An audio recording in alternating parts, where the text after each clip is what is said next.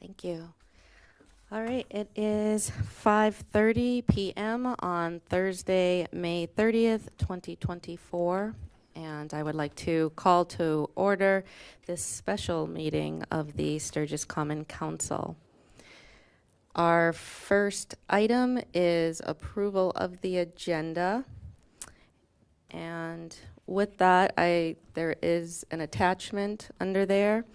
So I'd like to mention that I had announced at the May 20th meeting that I would call a special meeting for 4 items that were requested to be added to the May 20th agenda. I had stated that those items were requested, or they were requested to be added, but they were not added partly because there was no information with them as to why they would be added to the agenda. So there was no way for staff to prepare or the rest of council to prepare for them. The only information we were given was that the majority of council wanted those items to be revisited. So when the May 20th meeting was adjourned, I was presented with the attached documents, and 6 council members had signed that, and it was calling for this special meeting today, this date and time. So there is still no information that was given with those 4 items. So I just wanted to make this known that those council members who were not privy to any conversations do not know what is looking to be discussed, other than those items just need to be revisited or want to be revisited. Staff was also unable to prepare, and I was unable to prepare. So I just want to make sure that everyone is aware of that. So these 4 items are down as discussion since they were listed as to be revisited. And I guess with that, I'd also like to mention to please remember to address any questions to the chair, and I will direct those questions to the appropriate party. And I don't believe I will be directing any questions to any city staff. So with that, is there a motion on the agenda? I so move. That is a first by Jim. And a second by Nick. All those in favor of approving the agenda, please indicate by stating yes. Yes. Yes. Those opposed with a no? No. Okay, so we got 7 of you here, so that was 5 yeses and 2 nos. So we have an agenda. Kevin and Mike.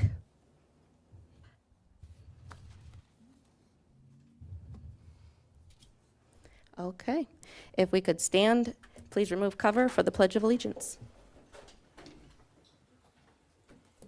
I pledge allegiance to the flag of the United States of America and to the republic for which it stands, one nation, under God, indivisible, with liberty and justice for all.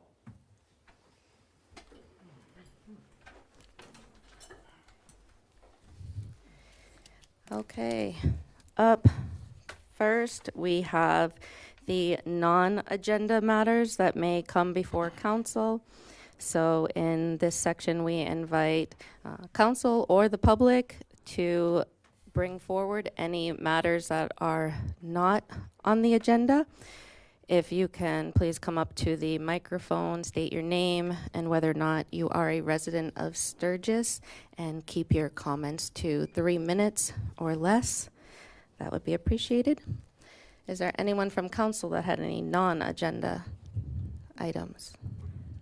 I'd like to make a comment, if that's all right. Sure. I have a comment on tonight and calling this meeting. So The city election on April 9th was a call for change. And the people of Sturgis spoke loudly and clearly, and we need to listen. And so they voted for change and trusted us to deliver. On April 9th, they chose to eliminate the city manager position. And due to various reasons, the incumbents with expiring terms decided not to seek re-election, resulting in a new council being sworn in on May 6th. Unfortunately, the outgoing council took an unprecedented vote that tied the hands of our newly elected representatives. And this is not how our system should work. There have been repeated attempts to unlock the new council's constraints, and we will not allow the people's wishes to be thwarted. So tonight, this council is looking to exercise its powers to manage the operations of our city in a fair and Councilor equitable Cobb, manner. This is supposed to be non-agenda matters. You can state that comment if you want when we get to those items. Even though it's a comment on the entire, But it's Agenda. about the agenda, and it's about those items that we're discussing. But you are absolutely welcome to say your comments when we get to those discussion items. okay. All right, sorry. Thank you, though. Is there anyone else with any non-agenda matters? Anyone from the public with any non-agenda matters? Madam Okay. Mayor, Yes. I would like to give kudos to the Knuckle staff and Raleigh staff last night for turning a complete monsoon disaster into a really good event at the Knuckle, being able to get the band and whatnot over into the Knuckle to play the music side at least. We might have had to cancel the bicycle race side of it, but at least we were able to do the music side, and it still looked like citizens and people had fun over there. So, like I said, kudos to the staff for doing that, so, and the Knuckle staff too, so, thank you. Absolutely. Thank you, Tony. Okay. Moving on, we will go down to the reports, which is the items for discussion. So we have item 5.1, which was to revisit Resolution 2024-32. And as I stated in the beginning, no one that was not privy to the conversations knows how exactly this conversation or discussion is supposed to go, if there was a particular item or a particular thing that we were supposed to focus on. So I will open up the floor, I guess, to Councilor Kopp, who requested the item be added. Mayor? I open the floor to Councilor Kopp. She had requested this, so I would Pardon like me, her yeah. to state why how this discussion should go. Sure. So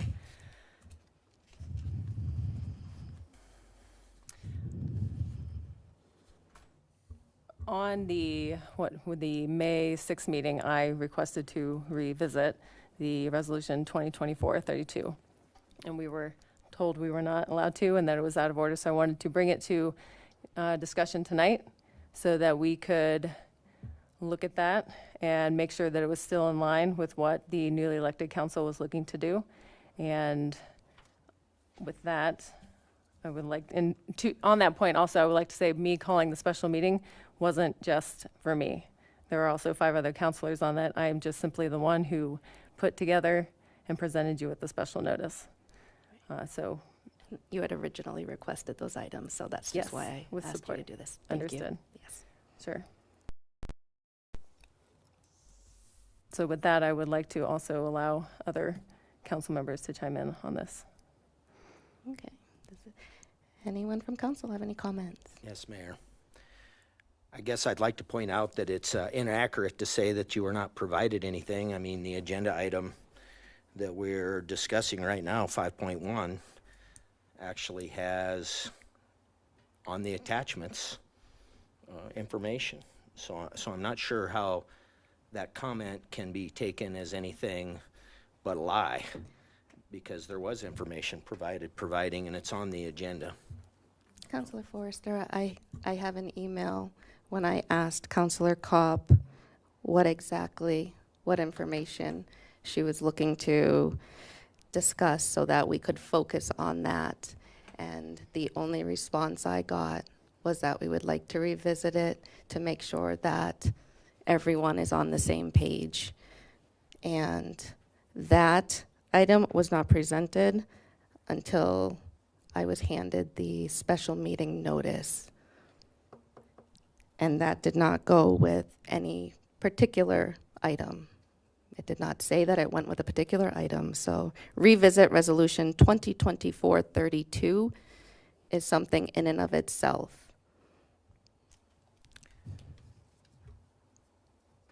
Well, then, So I I'm guess. not sure how it got on the agenda. If nobody received it, I don't think Ruth has the ability to place items on iCompass.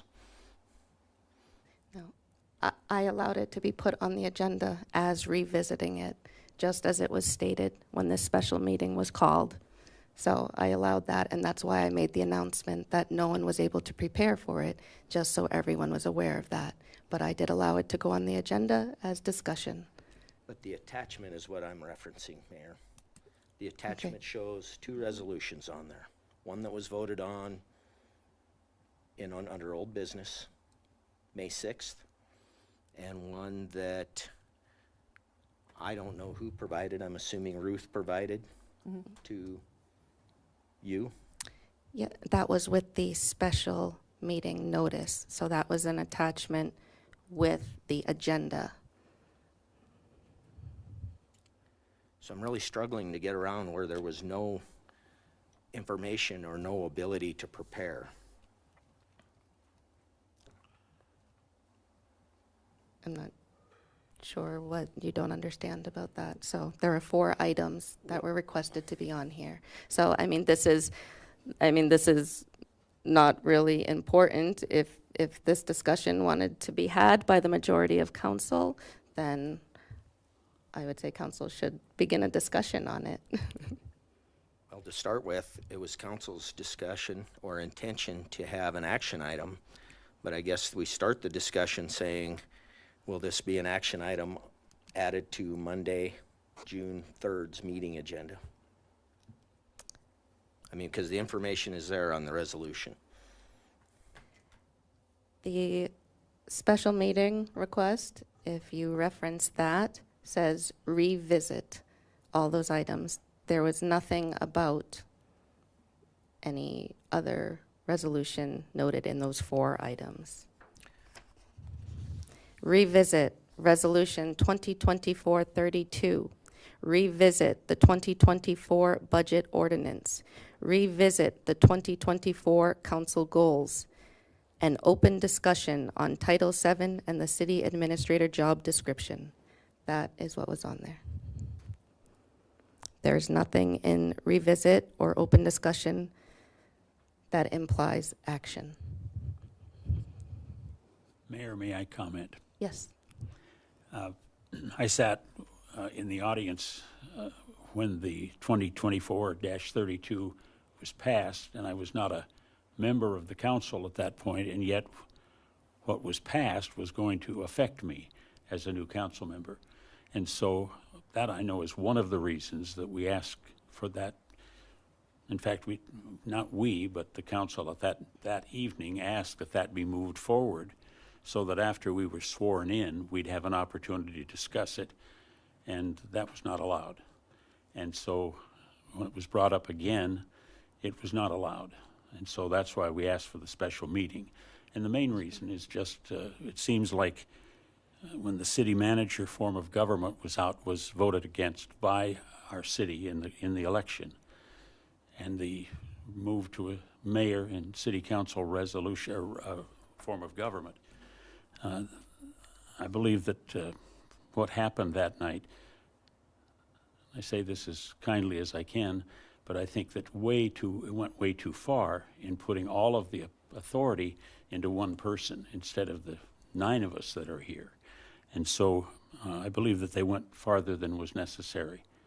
And so the council needs to pass ordinances that finds a right balance of authority between the mayor and the city council. I think there's no one that has any problems with the mayor or our current form of government, but finding the right balance is the issue that I think we're all looking for.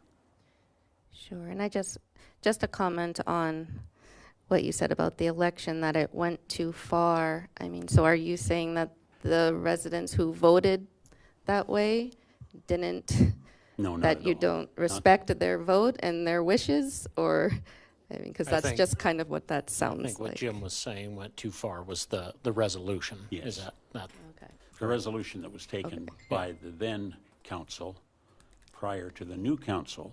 Sure. And so that council established rules that we would need to live by, but without our input. And I felt that we needed to have a chance to be able to have that conversation. Sure. And I think a lot of that falls on state statute, actually would trump any kind of resolution that we put forward as well. Mayor, Yes, Mike. I have a comment. Mike, you need to get really close. I'm sorry. Nobody can hear you last time. There we go. Thank you. Is that better? Really close. I try. I don't want to eat it, though. That's perfect. Okay. Just as a point of notice, the election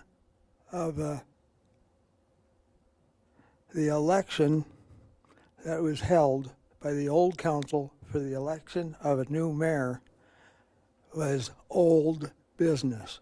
It was fully within the right and the duty of the outgoing council to put a sitting mayor in office before we departed. Everything from that point on, once the new council was seated, is new business. We are taking care of our business. Now this council has the opportunity to take care of business.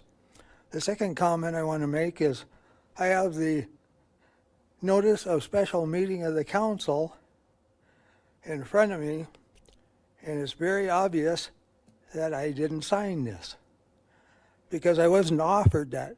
This was circulated to the sitting council at the end of a meeting after the termination of the meeting. Therefore, I actually believe that Mr. Marshall, correct me if I'm wrong, but this is an illegal notice of a special meeting because it was done in chambers, even though the meeting was over. This is considered business of the council. Anyway, that's my opinion, and I'm going to stand by it. This is all bogus. Thank you, Mike. This was never offered to me, and I sat on that council meeting. Thank you, Mike.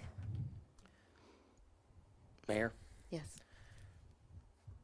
you mentioned South Dakota codified law. And codified law 9811 allows reconsideration of council action. A vote of council may be reconsidered or rescinded at a regular or special council meeting if a quorum is present and a majority vote to reconsider or rescind the action. That's straight out of state law. And state law does not provide the procedure to do such. And the procedure to do such then would fall under Robert's rules.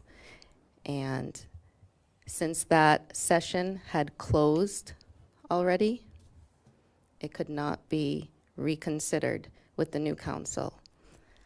Also, it's my understanding that the only people who can reconsider something that was voted on are people who voted in favor of that item, which makes sense because if anyone could just vote to reconsider something because they weren't in favor of it, no business would ever be taken care of. So the only people that can move to reconsider something are people who voted in favor of it. And the main point is that that other session was already closed. Mayor, may I ask Attorney Marshall a question?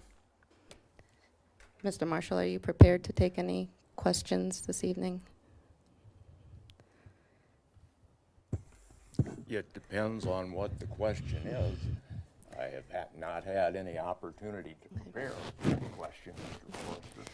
Well, I'd be more than willing to take a recess if everyone agreed, if you wanted to do some research, but I think that's grandstanding. my question would be process for suspending Robert's rules. My research shows that there is a process to not only suspend the rules, but change the parliamentarian if there is a need. And I'd like you to comment on how we do that. Currently, you don't have a parliamentarian. Parliamentary decisions are made by the mayor. As a council, you have the ability to appeal the mayor's parliamentary decision to the council as a whole.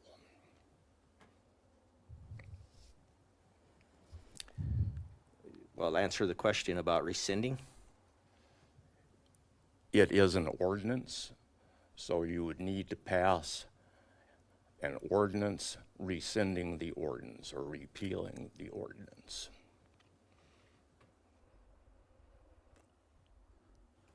Please state that again.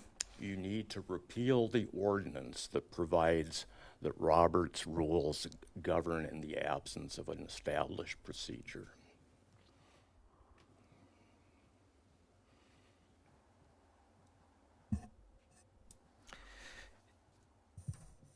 I guess I understand your comment.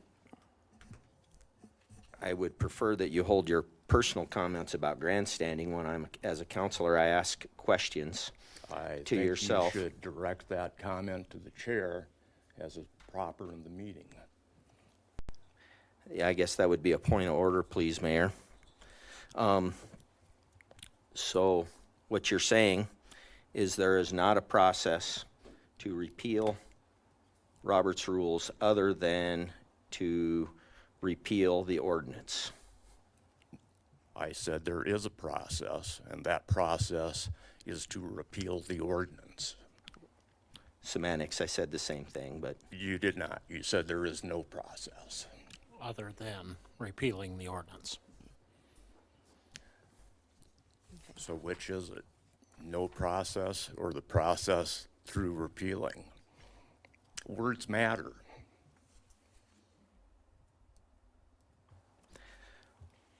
well, in continuing the discussion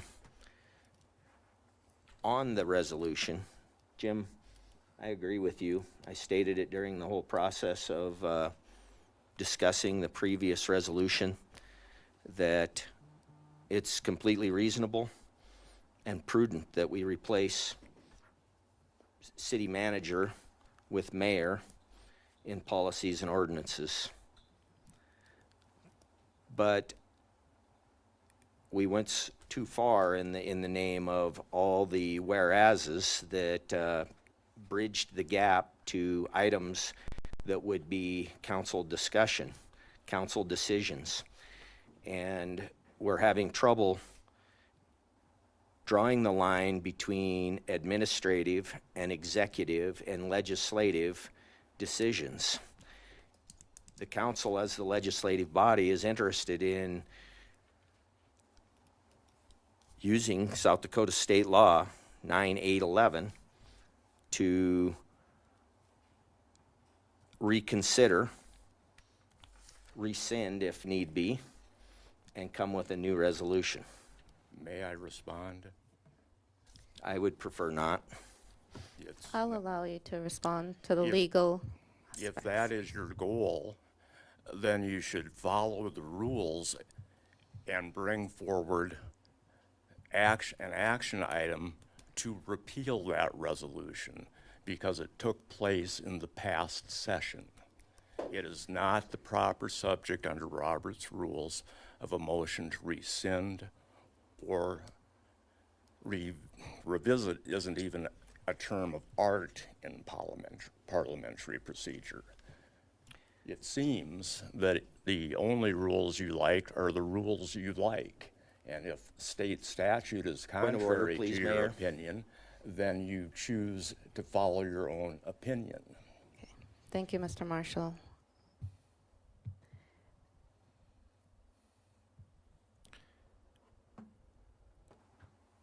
You still have the floor, Kevin, or? I'm stepping off the mic, please.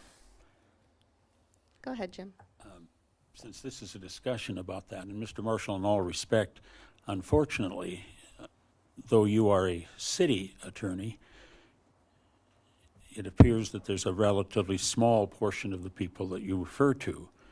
And I would like to, and you and I have had this conversation, and very comfortably, so I don't say this to be rude. I'm just saying that I'd like to know that you were also thinking of me when you're doing that. And I think that so much of what you use Robert's rules, and I'm, as a citizen, but an intelligent one with legislative experience, I've never seen anyone use it as a hammer as much as you have, and you keep it from keeping action happening.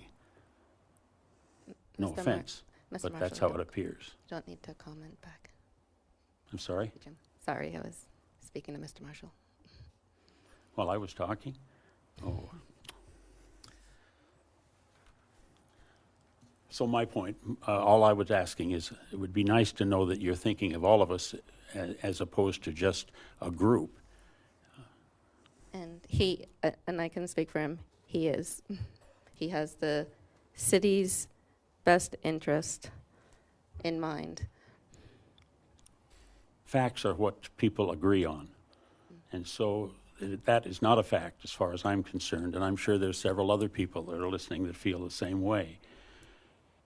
So all I'm asking is that we feel that we're getting a comprehensive response and not just one that handles an objection that has been made. I know that's confusing for me too. So I'm sorry, are you saying that because he's just stating the facts of law? I mean, that's, as our attorney, that's what his job is, to guide us in just legally what's right and wrong. Any political decisions, I mean, rest in this body. And what this body decides to do, if they decide to go against our legal counsel, then that rests on this body. Are you referring to this issue that led to a Supreme Court intervention in our city based on Mr. Marshall's input? No, I'm referring to whatever your comment just was about him providing information. So, I mean, I would like to see this discussion actually be had and see what the problems with Resolution 2024-32 are that this new council might have with it, and what maybe they're looking to see changed or what. I mean, I would like to have the discussion be on this resolution, since that's what was put on the agenda and requested to be on here. So I think we're going quite off the topic. Mayor? So there were 6 people, again, that signed for that special meeting, so there must be 6 people that have something that they didn't like about it. And so I would like to hear specifically from those 6 people who requested to have this meeting just to discuss those items. So I've heard from 3. Well, I'll tell you why, if you'll let me. Sure. I feel that the new council should be able to discuss these because, like Jim said, they are affecting them, and what we did pass in the past is going to affect them. So I feel that they should have the right to discuss, and it is big things when we're talking 24 goals, 25 goals, 24 budgets, and 2024, 20, or 32. Those are big items, and like I said, I feel that they should be able to discuss and have their input on it too. That's why I did sign that letter, so. So how do we want to start this discussion so that it can actually be had, that everyone is in agreement on this? Is there anything in particular that each individual would like to point out or see changed? I mean, this is a discussion that was requested to be had, so. Well, I think we can go through the 2 resolutions that are available on the iCompass page that are attached to the agenda. And you see that there is no issue with replacing mayor where city manager is in policy and ordinance. But you'll see that it has removed the interim management team, the reappointment of officials, and all of the legislative actions that the current council desires to be part of the decision process on, and is, again, through the division of powers, being deprived by the current resolution 2024-32. I would like to hear from the new council to know what, so that I can understand what their understanding is of that section that you just referred to. What, those of you who signed to have this meeting and discuss this, or Councilor Kopp, I guess, specifically, since you presented Madam that Mayor, proposed resolution. since that is not an agenda item, you would have to put that on a future meeting. This is Right, we're- discussion only. Right, this is just discussion, so I'm just looking to have their opinion and what this all means to them, why this section is important to them, what their understanding of it is. So Councilor Kopp, you had presented something that was quite different, so what is your understanding of how Resolution 2024-32 was passed? What specifically in that part do you not agree with? So for me, like some other counselors as well, I believe that the original resolution passed by the city on the 6th went too far in transferring all authority from the city manager to the mayor. And so while I agree that transferring some of the authority is appropriate, I believe Resolution 2024-32 went further than necessary. And I believe that the council needs to pass ordinances that find the right balance of authority between the mayor and the city council. And so, and also I know there's been a lot of discussion about potentially new city administrator. And so I think the council also needs to pass ordinances outlining the authority of a new city administrator. And of course, we recognize that it's going to take time to draft those things, but we should also make sure that the public has ample opportunity to be a part of that process and to review ordinances before the council votes on them. So some of the changes between the original one and the one that was presented in the packet, the one that's attached to the agenda.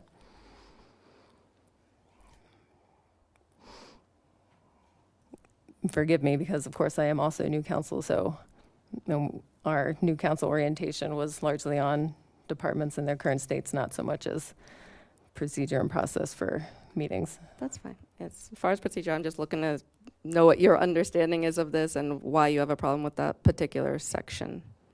What you're looking to achieve by removing that. I believe that the resolution that you presented takes that out. So I guess I'm just looking to see what you're looking to achieve by that. And I am happy to speak to it. I have also spoken with several people on council and people who have been here longer, and I feel comfortable in allowing Kevin Forrester to also speak to this better than I can, since he has more experience, and we are of the same thought on the changes and the reasoning why. So I would prefer for him to help explain this better than I can, being new. Okay. I guess you were the one that requested all of this, and you were the Correct. one that handed me the resolution. Yes. And Councilor Forrester said he didn't know where the new proposed resolution came from. So this came What do you from mean? you. He doesn't know where it came from? He said that at the beginning of the meeting. Mayor, my comment was, I don't know how it was delivered to you or to anybody in the city, but it was actually on the agenda as an attachment. Yes. Okay, I guess that's not what I remember. I remember you saying that part, but I also remember you saying you didn't know where it came from. So then, I mean, where did this new proposed resolution come from? I mean, you handed it to me. Who drafted it? Who created it? Group effort. So who is the group? Because that's who I want to hear from, what their understanding is of this. What group wrote this resolution that is an attachment to our agenda today? Is it the 6 people that signed for this special meeting? So the 6 people sat together and created this? No. I think you're badgering for opinions from counselors that they can provide if there's a motion and a second. And that's when No, that would this go. is- You would move to look at this and see that it's the same resolution by removing some of the whereases that were points of consideration. It's not a newly written document. It didn't need to be. Okay, I asked Counselor Cobb what she was looking to achieve with this, because in furthering this discussion, I'm trying to figure out what the objective is here. Why are we revisiting it? What do you all want to talk about? So you all wanted to talk about this, so I am just trying to figure out what the objective is. May I? Yes, please, Jim. I think ultimately, our intention was, as at least the 4 new councilors, was the vote that was taken prior to put 2024-32 as a final reference in law here in the, I lost the word, anyway, It's a- to a become part of resolution, our law in the council. We wanted to vote on that. We wanted to have a say in it. And I think very clearly, my intention would be that we repeal what was done and start over. Is there something that you don't like about it, though? That's what because why repeal something if it's okay? So this is what I'm trying to get to. What It's not in it okay. in particular is, It is not okay. And again, I say this kindly because it's not a matter of personality. It's not a matter of anything other than the council was taken out almost entirely. And what I saw when I was out running for office was people that wanted a change from what they considered an old guard and what was currently being done. We changed the city manager form of government, but without changing how the city was being run. I mean, we needed to have new ideas, and people were tired of not being heard in their estimation. And I know not everyone agrees with that, but that's what I saw in Ward 3 when I was traveling. I went door to door on 3 or 4 different occasions to try to gather information from people about what they would expect from me if I was their counselor. And I don't see that happening with only the mayor having all the authority. And again, that's not a personality issue. I'm just talking about the way the city was reformed. it's a result of the vote, Yes. pretty much. Well, it Yes. wasn't a result of the vote. The vote was taken in the council chambers as to how that was going to be handled. Well, the vote to remove the office of the city manager ultimately made the mayor the CEO. I And understand that. that's And was then the that- result of the vote. Then the council and the mayor then were to, let's put together what we're going to do next. And we weren't given an opportunity to ever have a say in that as new councilors. It was voted on by the old council, by the same people that, in my estimation, that the citizens of Sturgis would like changed what was happening.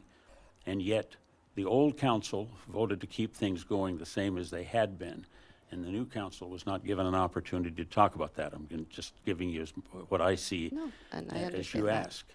So repealing 2024-32 and starting over would be something that I think we need to do, but we need to do it as a new council, somebody that's for the next 3 years is going to be responsible for governing the city, and that was what I hoped we would see. So this resolution was just a stopgap resolution. This is not the final end-all how this city will be run. And this is something that in the Title VII discussion, this is all something that'll be put into place. So this resolution has an end date, if I'm correct, of September 3rd. This was just a stopgap so that we could function. And so I feel like we're spending so much time on something that's a stopgap when we should be focusing on what we're going to be doing for the future. But no, I understand that, what you're saying, and that makes sense. And Madam, I would just add then, since nobody's jumping in here, I agree with you. I think there is an end date on that, but since we have a new council and we have some very real needs that are going to be addressed within a short period of time, it would be nice to have a council that was, and mayor, that was of one mind moving forward the way we're going to. Why wait till September 3rd? That was my thought. thank you, Jim. Jim, can I paraphrase what you said? If you would, please. You took that the objective is to remove and replace the resolution? Yes. We have the copies on the agenda now. Can it be placed on the, because we ended up with I guess an impasse on discussion versus action. Can it be placed as a action item on June 3rd meeting?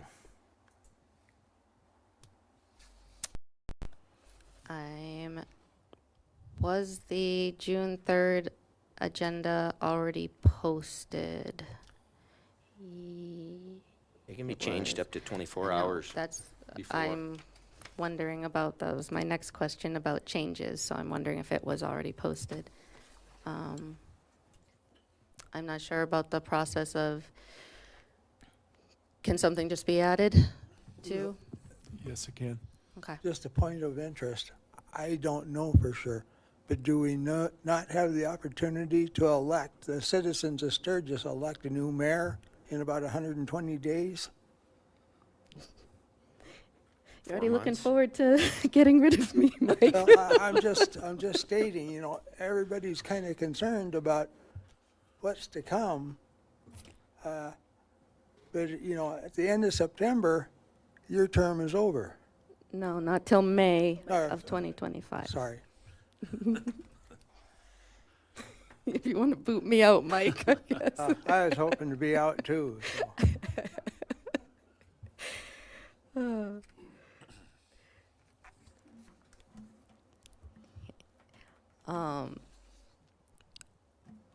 Madam Mayor, if I may? Yes. I just wanted to say, I signed that piece of paper for this meeting, obviously not fully understanding the procedures still, but I was hoping that we could bridge this into discussing creating the office of city administrator, which to me is like, I mean, I felt like I was elected to make sure that that was, can at least start talking about it, you know what I mean? But, you know, again, I probably am out of process here pretty bad. So thank you're you. saying maybe not this particular resolution, because that sheet did list 4 different items, and that Title VII discussion is where that city administrator discussion and all that, creating those new ordinances would fall. So, okay. So you might not maybe have a problem with this resolution in particular. I don't want to speak for you. I'm just asking Yeah. if you signed it because of that one item. I guess I don't know where you stand. That was my intentions. Okay. Like I said, not totally understanding procedures yet. I apologize. That's okay. Thank you, Nick. Does anyone from the public have any comments on this discussion of the Resolution 2024-32 that was passed at the May 6th meeting? Any questions or comments? Oh. Come on up, Becca.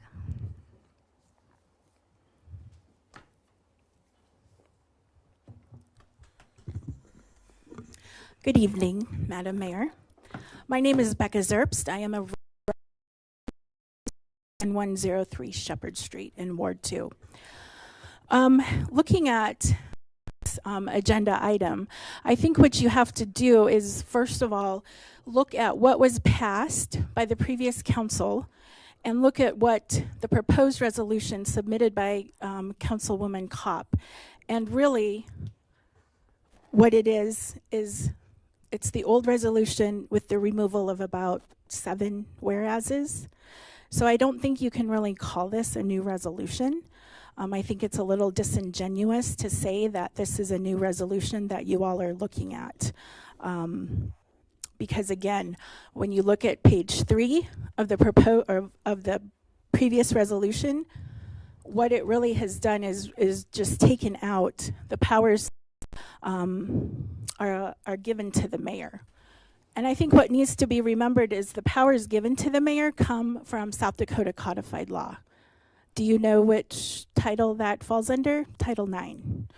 And what I think what you all need to maybe do, my suggestion would be to look at Title 9 to read it. Title 9:8, Title 9:11, Title 9:14, and Title 9:19. Those will all list exactly the duties and the powers of the mayor under an aldermanic form of government, which is what was voted in by our residents. I think when you talk about facts or what we agree on, it needs to come from South Dakota codified law, as well as our ordinances. But codified law trumps everything that the city can have as our laws. And we want to, talk about that the previous resolution went way too far. Again, it fell under South Dakota Title 9. The previous resolution included the powers that are given to the mayor under the aldermanic form of government. So I think when the questions are asked as to who wrote this, who decided on the changes, proposed resolution, and the answers aren't given, where's the transparency in that? I believe that you all ran under the guise of transparency, under the importance of transparency. So I really would appreciate the answers being transparent that you give to me as a citizen and the rest of the public. And I think the previous resolution, when it stated that it went further than necessary, how was that? Do you have specific examples? Councilwoman Kopp, as far as which whereas went too far and how that was? I'd like to know if you have specifics rather than just giving general statements, because I think it's important to have the examples of what you're talking about. I think if you were to take action on the newly proposed resolution, it would be very capricious of you. I think it would go against state law because you're removing powers from under South Dakota codified law. And what happens is it really makes me wonder if this action is really pro-Sturgis residents. Is it really for the city, or is it pro-special interests? Is it a wink and a nod to those special interests that we all know exist in this town? I'm hoping that by having these kind of actions and calling these special meetings, that you really are working in the best interest of the residents, that it isn't to cause conflict and drama. By removing the powers in those whereases for the mayor to appoint city employees, you're causing instability, not only with the staff, but in the city as a whole, as to whether or not the employees have their jobs and whether or not the functions of the city can continue. I think when you talk about suspending the rules and not all council members are asked or informed about special council meetings, that's lunacy. And I believe that the average resident of Sturgis can see that for what it is, that it's politics of personalities, and having a strong mayor is only okay depending on who that mayor is. So finally, I'd like to say that I believe it's time for you all to get to work and really address the issues that are at hand for the city and stop wasting the time and money of the city and the staff.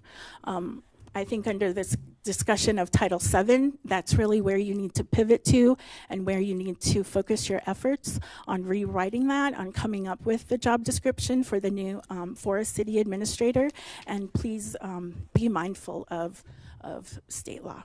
Thank you. Thank you, Becca. Mayor? Okay.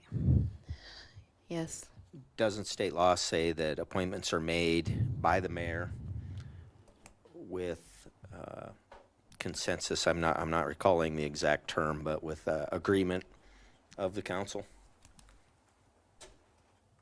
Our ordinances are written that way. I believe state law is also written that way. It's certain, state law lists certain boards, and only a few of them. Our ordinance includes a full list. So, yes, state law does say that. And that's why we did that at the last meeting. And doesn't also state law 9/1913 give us the crystal clear ability to make adjustments to ordinances and resolutions? I don't know. I don't know that state law, the back of my hand. So. All right, oh, yes, come on up. I think most of you know me. Gary Matthews, KBHB. Hi, Gary. Mr. Forrester, I got a quick question for you. Don't you already have the power that you're seeking right now? Is the mayor not working with you on things like appointments and things like that? To me, it kind of seems like you're asking for something you already have. I think decisions were made prior to the people that are living under that umbrella to be, I mean, they're living under somebody else's. And of course, we have this sign die thing that came from a previous discussion. You know, we ended up with the mayor not taking the resolution or not taking the action. We've kind of had a continual struggle between the legislative and executive power that, and we don't have it unless we make sure that we have it. And we've had the legislative end removed through this resolution. So you're telling me the current resolution has taken away the power that you've once had? That state law, in my opinion, gives the council. Okay. And we're talking about a resolution here that's going to go 3 months. Are we putting too much into this? I mean, can we live with the resolution now and then get to work like we should be doing for the next few months on the new resolution to maybe work on a city administrator or something? Or I agree with that statement, Gary. You know, if that was the case, we would have had Title VII discussion on our last meeting, but it wasn't there. So I know you've already been asked this before, and either you or Ruth can answer this. What do you want with this new resolution? You simply just want more power for the city council, power that you think you've lost? We want to make sure. We got to make this easy. I'm a radio news guy, and I can't write a big, long article like Right. Wendy with the Pioneer can. So in a simple thing, and to help the average person out there in Sturgis, what do you want with the new resolution? Do you want more power? We want all of the legislative action ability given by the state law and not have the executive trump our ability to legislate. And in your opinion, state law should give you that. In your State law opinion, is does what you give told us me. that. In your opinion. State law does Correct. give us that. And you don't think you have that now? Because to me, in the council meetings I've been covering for the past 3 years, you've got it. Well, we've drastically changed. I Okay. mean, prior to the canvassing of the votes, April 15th, we had a city manager Correct. Form of government. form of government where the mayor was nothing more than a councilor at large, had no additional authority. Now, even though there were times, and I mean, you can't write about that, but Right. there were times Right. that we were acting like we had a strong mayor, and we did not. Okay. Now we've gone and set the tone through a resolution that lands items that should be by state law on the council's plate squarely on the mayor, done by a government. previous outgoing council as a last minute deal when there's plenty of information that says that this council can set the tone. I agree, we're spending far too much time on this, but again, if we were having the agenda set right, we would have had our first round of Title VII discussion. We'd possibly be on to a first reading on Monday, the 3rd of June, and being done with this process to get us set to potentially, I mean, if the council would vote 2 times, first reading, second reading, to have a city administrator and have the parameters with which provides for the transparency and the open operations that is desired. Okay, all right, Gary, I got another answer for you. okay. The sitting council, as a majority, wants to put their mayor in position. They'd like to can this mayor and put another mayor in this position. That's the whole crutch of this. And you can quote me I on will that. disagree very vociferously on that issue. Mike's has an opinion perhaps, but I have no desire to change this mayor. She was chosen by a council until she chooses to run again, and until May. And I think all of us are in that position. And Mike has an opinion, and he and I are friends, but don't always have to agree. Well, you and I are too, Jim. I mean, we're practically neighbors, and as a citizen of Sturgis, this is ridiculous. The fact that I'm sitting here for us is ridiculous. You guys need to work together, okay? Amen. Thank you, Gary.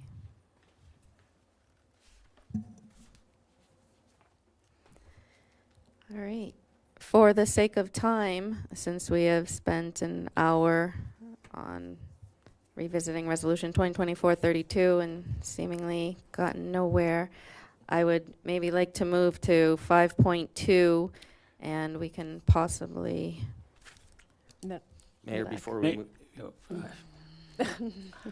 I was going to ask Okay. if you, sure, go ahead, Ruth. You haven't did we spoken get in an a while. answer of whether or not we can get this for action on the agenda for Monday? I think it is Is it is possible. We would need to know exactly what, again, we can't be putting things on the agenda where people, especially people on council, don't even know what it is they're going to be asked to do Well, and look at. And that's what happened tonight. So if there is clear direction about what is going to be on the agenda, then it can be put on the agenda. But based off of the discussion, it sounds to me like the objective is to repeal and replace the resolution, and so the council can take action and vote on it. I made that resolution. I mean, I made that statement. Now, whether that was designed for other than just discussion, but I agree.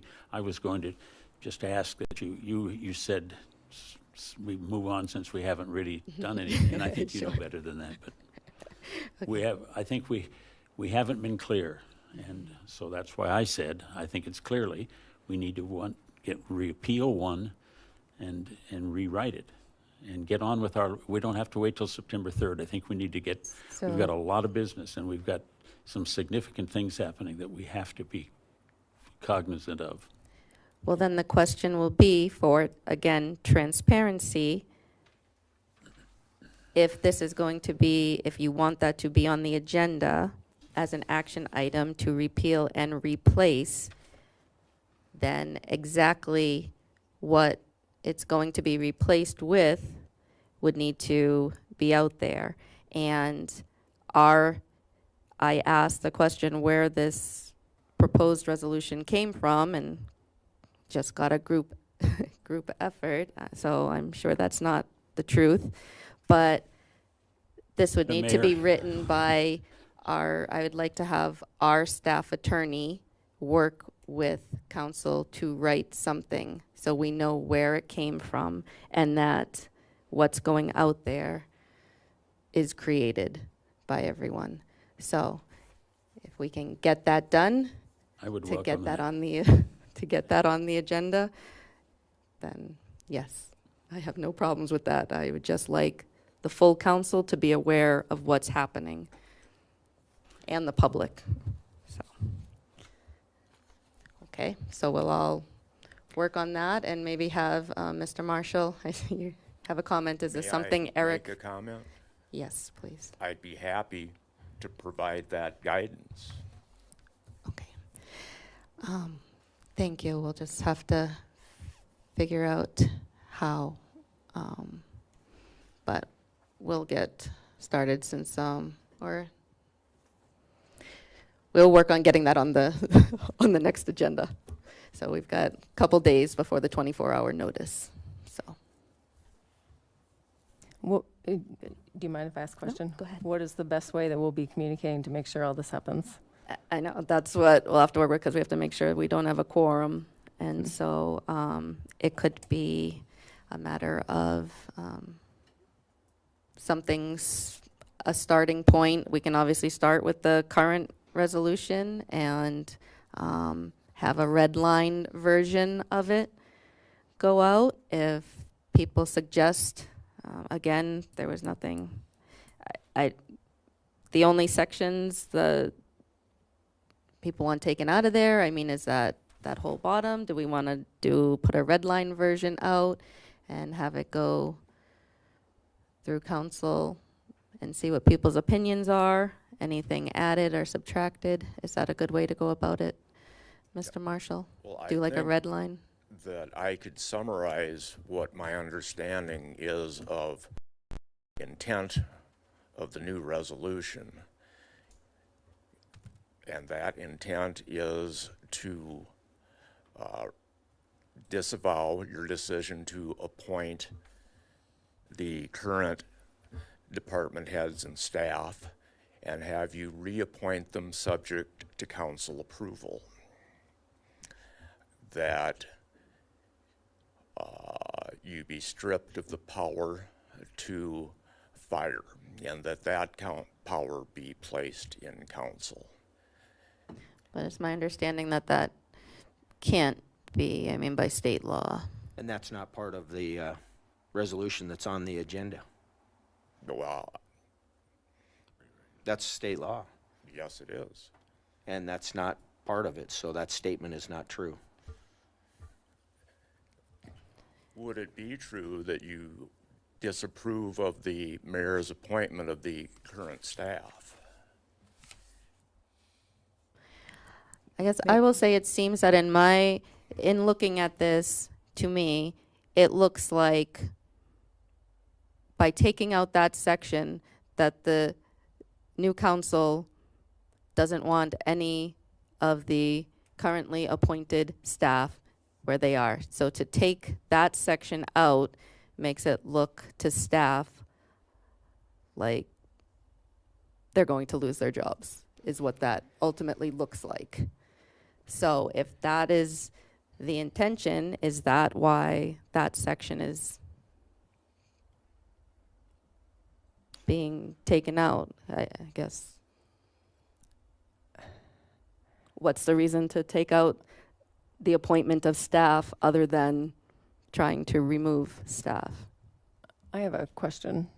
Is there some reason that the draft, the proposed, that y'all titled the proposed replacement on the agenda can't be used for Monday as the proposed resolution?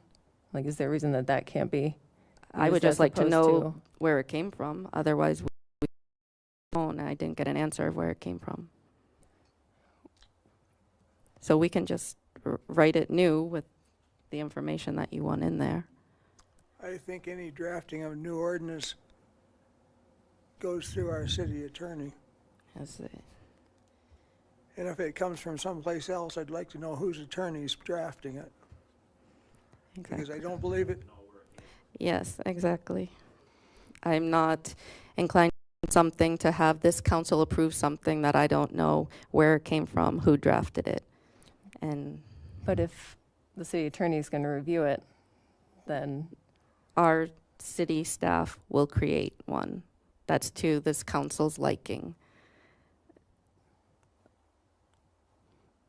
I don't have necessarily any issue with that. I'm just trying to understand why. Because you're introducing something that you won't tell us where it came from. So for transparency's sake, I don't understand why you won't tell us who prepared that.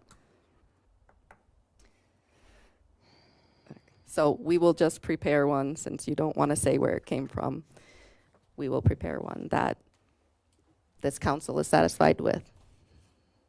They'll still be voting on it, so.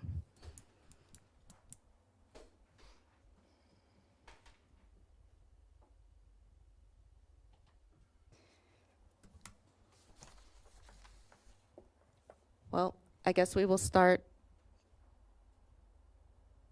with a version comparing the two.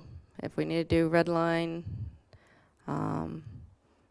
Mr. Marshall, you can try to encompass all the things that you've heard this evening of council's desires, and it will go out to see what everyone thinks of it. It'll be on the agenda, and changes can be made then, too. Can I say, because we're getting the wrong word here, the idea that something has been done illegally or nefariously somehow. Our point we took what resolution was there, and those of us that felt that we were being affected by it, changed the words, moved them around. We didn't, not attorneys, but we knew what we'd like to have and what we wouldn't like to have, and what was there that didn't seem to be needed there. And with the same idea, as Gary said, let's get started so we can move to the next step. But if we're doing this, if you start at the wrong level right now and you get out to where you're headed, and if you're off right here, by the time you get out here, you're way off course. And September 3rd, we don't want to be that far off course. We want to go from where we are right now and do it correctly. And that doesn't mean getting rid of the mayor. That's never been brought up by anybody that I know in any conversation.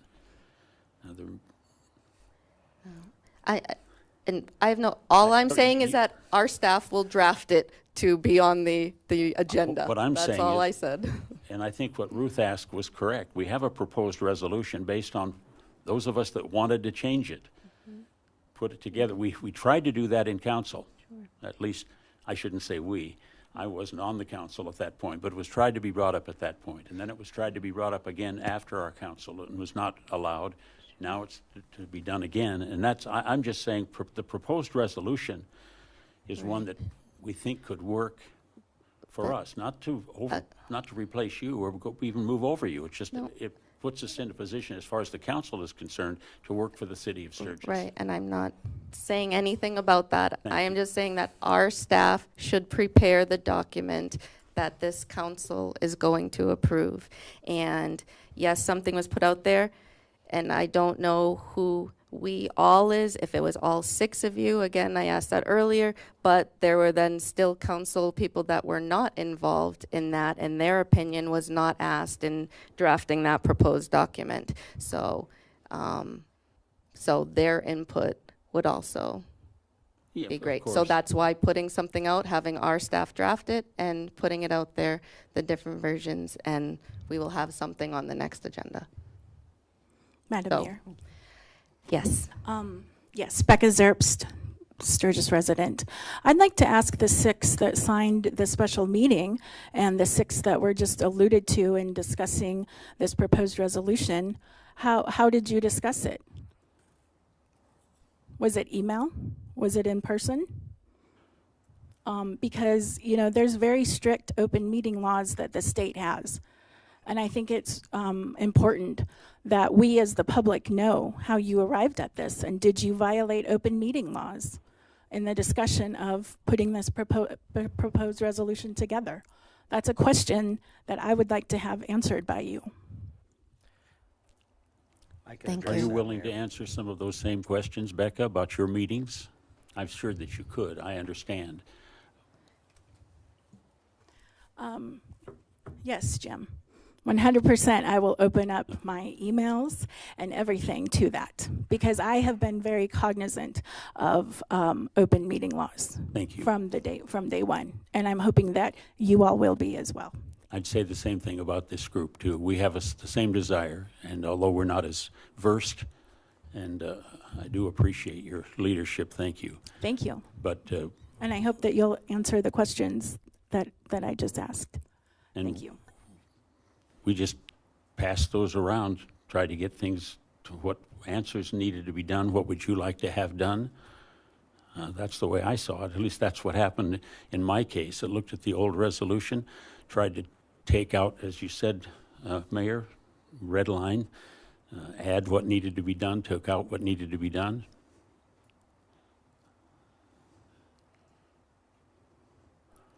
And I will say this, Mike, you and I had used to meet until you thought maybe I was not on your side, and then you didn't have meetings with me anymore, but I would gladly have done the same thing with you. Mr. I'm sorry, here I am Mr. again. Matthews, yes, go But as ahead. press, I'm always trying to figure out the who, why, what, when, where did this come from?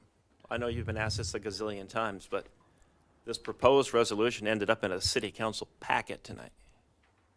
So I think I can ask legitimately, who wrote it? And how did it end up in the city council packet if it didn't go through city staff? No, I'm not Oh, putting can I you, answer that? Deb, or Yes, you in can. this or anything. I'm just asking a question. I handed it to her along with the special meeting notice at the Who wrote it? conclusion. It Are you is- going to answer that, or just, do I just Yes. put, We, who's we? different members of council, not all together at the same time. There was no violation of open meeting laws. We would have 2 or 3 people have a conversation, another 2 or 3 people have a conversation. We all have access to the resolution. We all took a look at it. At least I can speak for myself and what I know a couple other people do. I don't know if some other people took another way of looking at the resolution as it passed. But we all and for me, I looked at it, made adjustments to what I felt like was necessary, and then would talk to somebody else who would ask them what they felt like. And I know that other members of council did the same thing. One of the things that we have been very taught well on is how to not violate open meeting laws. It's constantly in our face whenever an email goes out to all of council how to not respond and all that. So I can assure you and the public that no open meeting laws were violated. So this resolution went back and forth to various councilmen. Did this go to every council member? Can you guys answer that for me? Did every one of you get one of this proposed ones? Mike, did you? No. Did you, Tony? Jesse, did you get one? The proposed resolution? This one The here. one that was rewritten? Yeah. I- I'm just trying to figure out where it came from. I got to answer I'm that not question in my gonna- story. We answered. Yeah, I didn't have a whole lot of input on it. Other than, I felt like if we could, again, I don't know all of the You have the right not to incriminate yourself. Yeah, you don't have to say well, no. anything. You- What I'm saying is I Ended, don't know I'm all just the saying. right process, the state statutes that dictate Okay. what powers lie where. My opinion is, or was, still is, that if we can spread that out, the more we can spread that out, the better, I guess. So, but no, I'm not trying to be there's no. mean to you guys. I'm just me, and I've got other press people here. We're just trying to figure out where this thing came from. I can answer that, Gary. After the discussions in small groups at local coffee shops and so on and so forth over a period of time, I removed the whereases.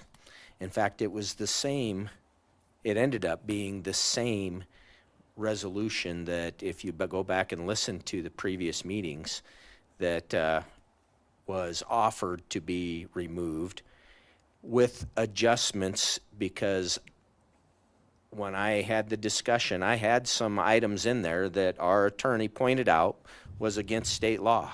Okay. It took away some items that are purely executive in further review, and so that was dropped. But the removal of the whereases, the assembly of the document, I did that. Okay.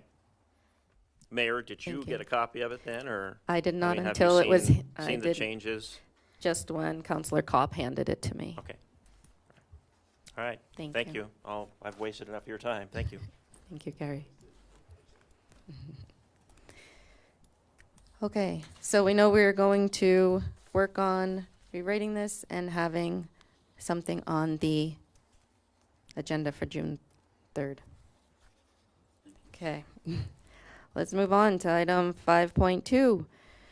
And this is discussion revisiting the 2024 budget ordinance.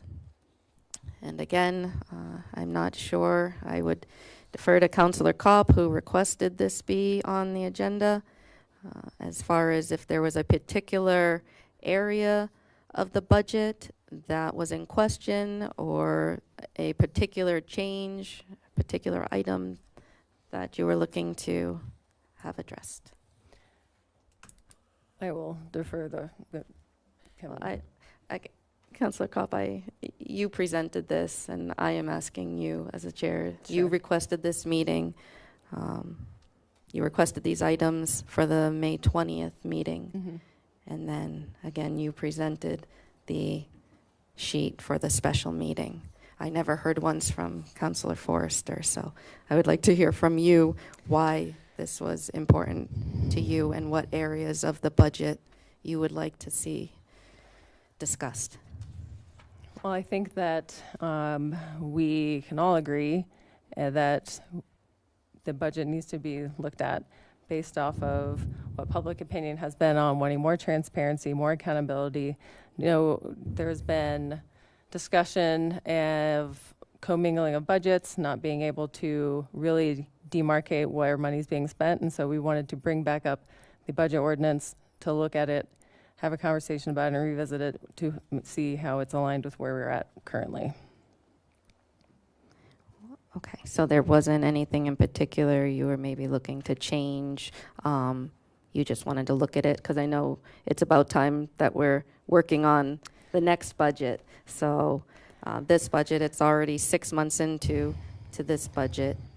And so that's why it's just wondering what particular area And I know you when keep we're about to work on the next asking me one. because I presented you with the special meeting notice as well as requested the 4 items. Someone has to make that request and had to present you with a special meeting notice since we were trying to get items on the agenda.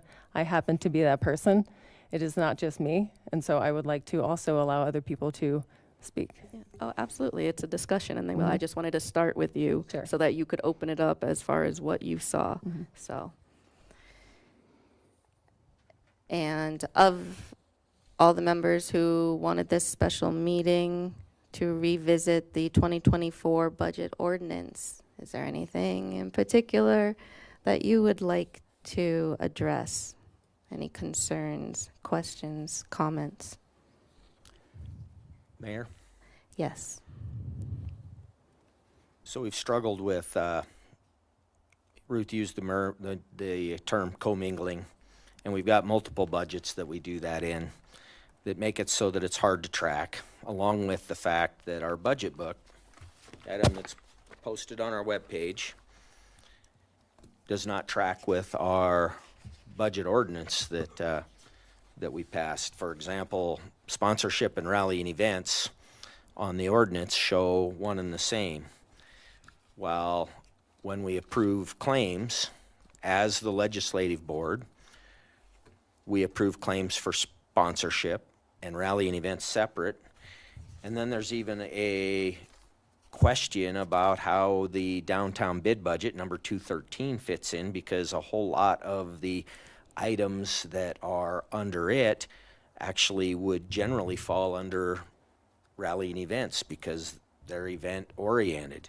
Means of finance might come through are assessments that we put on downtown businesses, but in order to get it into one location so that when you look at a report, you know that the money spent on a particular item, a particular event, is all out of one budget, is certainly not clear. Again, this is an ordinance, so obviously we can't, no matter what we put on the agenda tonight, we wouldn't have changed it. It would take a couple of readings, but leading into the 25 budget, having clear accounting, example B, try and find, and I've asked, try and find a clear budget report that indicates not just our expenditures, but our revenues, what's been collected in every category.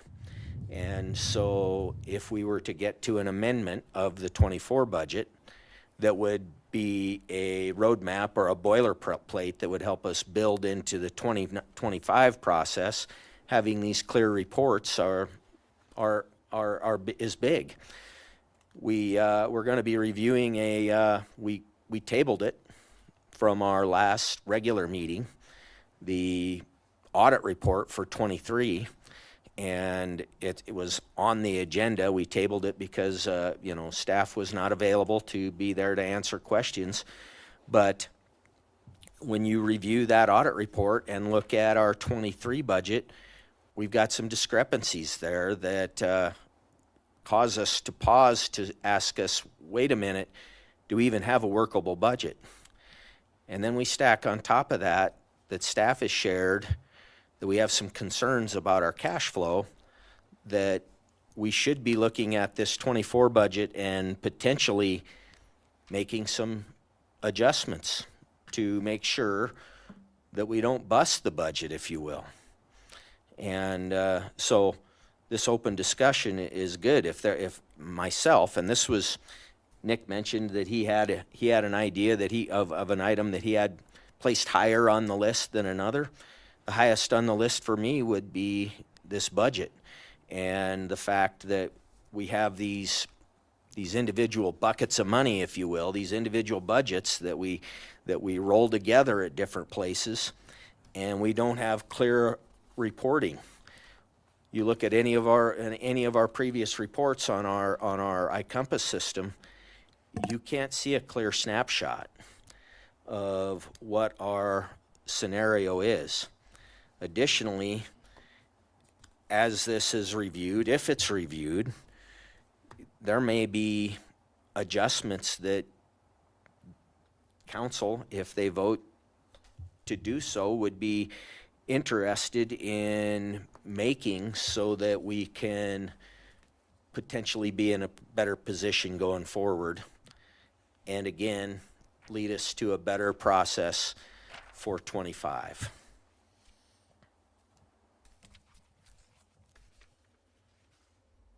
So did any other members of council have something in particular that was of concern to them? You guys want to say, Tony? Yeah, sure. Okay. I guess 5.2 and 5.3 kind of go in what I'm looking at together. Sure. Because we have some big, being on infrastructure projects coming down the pipe.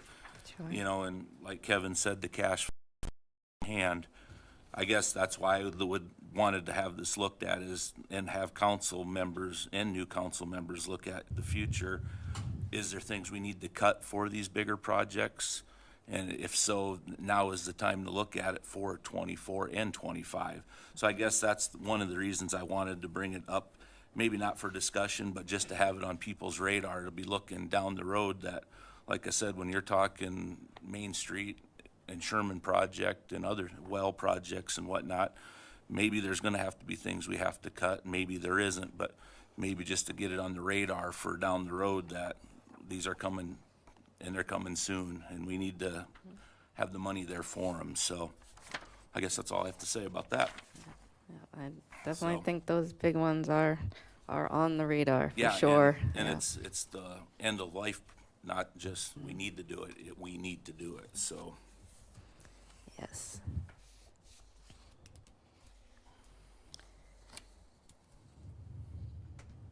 Mayor, I'd like to add to my comment that, Sure. I mean, the line of thinking is if there's a shortfall, we want to talk about it, make corrections if the council feels they need to, before a shortfall becomes a massive shortfall. So was there something in particular from the budget then you were looking to make an adjustment to? I mean, since this is a discussion and some people didn't have the chance to really prepare for what to expect, since you prepared for this and wanted to hold this, what are your suggestions? Well, my first comment, I'll just revisit what I said a few minutes ago, is that we ensure that these budgets, these buckets of money, are divided. We don't tie these together any way that we can not have a clear picture. That we bring as part of the budget discussion, or not discussion, a potential new resolution, that we need reports that are clear and thorough. They're not nice pie graphs that show us percentages over last year and whatnot, that everything shows not just what was budgeted, but what was actually spent, and give us the tools to build a solid budget. Because right now, even though I've been involved for several years, I don't feel that I've ever been provided enough information to truly dig into every piece of our budget. Again, revenue is one of them. Go back. I challenge anybody to show me something that has been shared publicly. I've never been shared anything that I've requested that shows me an itemization of what we've collected compared to what we budgeted for revenue. So I guess, so are you talking more about 2025 budget then, which I'm sorry, yeah. We're about to start working on then 2026. 2025 budget is what we'd 2025. be working on. Okay. But Oh, yep, it's 2024. we Good still grief. have 7 months, 7 months of 2024. So then what And it's been shared changes? that we have cash shortages from staff, and this council should have the ability to review things like overtime budgets and the division of budgets, and add their ideas and approve those ideas for what type of reporting that they want. And I'm sure, I mean, there's lots of smart people sitting up here. I think there are probably other ideas, but again, for me, those are the tools that it's going to take, and it helps set the process and set us winning today rather than waiting until January 2025.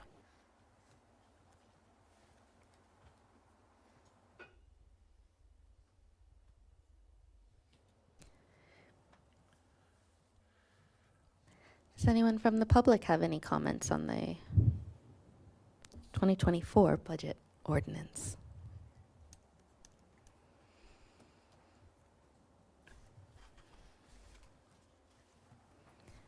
Anyone else from council?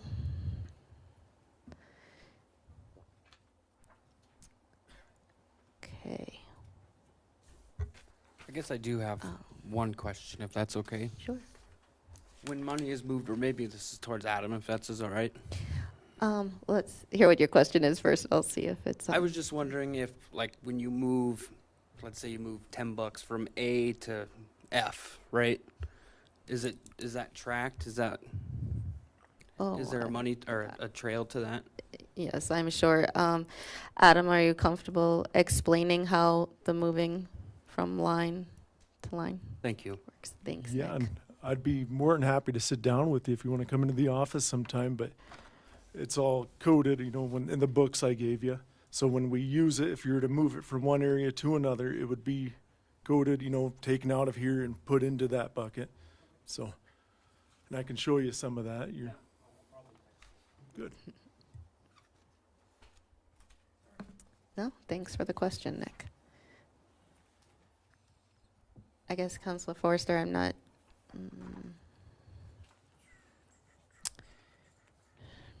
sure with this discussion how to move forward. I mean, is there something a little more concrete that you can say that you're looking to see happen, like, now? I mean, I guess obviously we're going to be working on the next budget soon, and I see all of this stuff, you know, being fixed and worked into as we work on the next budget, but I guess I don't understand exactly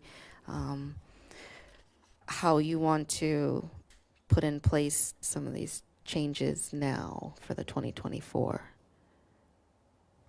Well, obviously, I'm only one that can vote on this, but my input would be that we adjust the ordinance so that we've split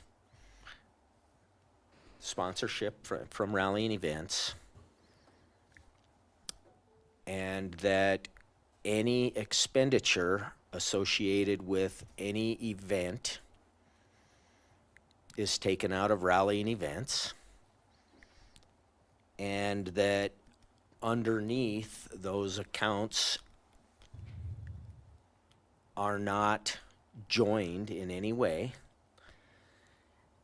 I'm sorry, not to interrupt. Are you talking rallying events and sponsorship? 'Cause are Rallying they- events and sponsorship are one, but Okay. additionally, this, and this was actually brought to me by a member of the public, the bid budget, page 41 of the 2024 bid book. You know, we have all kinds of expenditures and pieces, music on Main expenses, Camaro Rally, different things that is being funded through the special assessment, but it's got its own separate budget. So when we go back and look at what do we spend on events, we don't just look at rally and events. We have to look multiple places and try and do some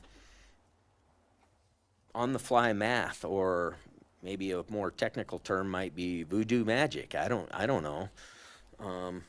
We have these moved all over. If I was to bring forward, and I will, that's what I'm saying, we don't have a city manager anymore. Why do we need a city manager budget? We do have staff in that, a half-time person, but that person, I think, could easily be moved to the finance office until we vote on a city administrator budget and go forward. I'll be transparent. I have done research. I have not seen any city that is anywhere close to 7,000 residents that has 2 full-time attorneys. There's opportunity to start pulling our budget in, because if we truly are in this spending deal, and I look forward to staff communicating our status with the council and with the citizens very soon. But what happens when we start not being able to make budget? We have to raise taxes to our maximums, and we have to stop providing services. And none of that is popular. So I would prefer to be proactive rather than and as much reactive as possible. Tammy, I see if you I there. You might. got a comment? Yep, I'm Tammy Even. I am the Rally and Events Director. And Kevin, just to clarify why that isn't a different, the downtown bid and the hotel bid each have boards that monitor their money. Mark Brook, who's here in the office, is in charge of the downtown bid. So they also look at theirs, and that's why that is kept different. The Camaro Rally, all the Camaro Rally expenses, the downtown bid looks at, and that's kept all in that area. Same with the off-road rally, because they look at that, and that's what their taxes are earmarked for. That's why that's separate. I just wanted to clarify that for you. Assume you know, but I don't want to assume anything. Well, then you obviously know, Tammy, that page 41, the downtown bid, they've got $75,500 of special assessments, but the total means of finance in that budget is $190,888. I think there's lots of money that the bid board is not acting on there. They're not voting on every piece that goes with it, goes through that. The bid board, they get the bills on everything, and they've questioned me on some things to answer any questions for them. But I don't have control of all of their spending. I just have control of my little bits of the events that they approve. So I can't answer where all their money goes because I'm not in charge of it. Well, that Does would that be- help you? Well, it helps. I mean, as I understand it, they deal with the special assessment amount. The bid board handles the $75,500 and decides how that's spent. But the remainder that is over 110,000 is managed straight out of the city staff. And But if you look, the Camaro Rally, I have a line item for it, and then it's controlled on what I spend. And it's all monitored and watched. Okay, the transfer from the Triple B fund, I don't have anything to do with that. I don't know where it originated from. You know, I'm learning this too. I've only been here in this event 3 years. I took over in May. That budget was done in 22. I had 23. That budget was done too by the time. So this is my first budget that I'm working on. So I am learning. I was just trying to explain why it is in the downtown bid, because their money goes toward promotion of the downtown events. and a cleared budget. I mean, we can do the transfers, Adam. I mean, if there's a piece that comes out of that, we should be having all your expenditures under your budget and not splitting I these up, especially personally- since the bid board is not voting on the majority of the funds that are in that line I item. personally don't care. I can answer any questions on my spending. I'm very tight with it, as everybody that works for me and with me knows. But this is what was set up. I don't care where or how we put it in my budget. I don't care. But the downtown bid, and I bet the auditors want to know where the money goes to. Maybe it's a transfer, I don't know. I was just trying to explain why it is where it is right now. That's all. Yeah, thank you, Okay. Ted. I'm far be it from me to say that I'm not questioning your ability to be frugal in your budget. I'm questioning, as a budget ordinance, Yep. how we can better track it so that Oh, I understand. I can have look at notes in all my of it. books and everything and spreadsheets trying to track all my expenses. I understand what you're saying. Yeah. I was just trying to explain what I understand, why it is in the downtown bid page versus my events page. That's what I was trying to explain. Okay? Thank you. Thank you, Tammy.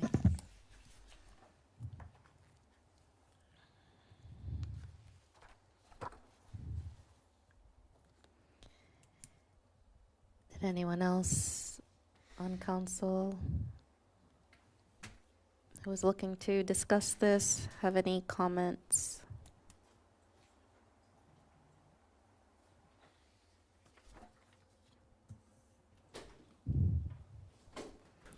Okay, anyone from the public?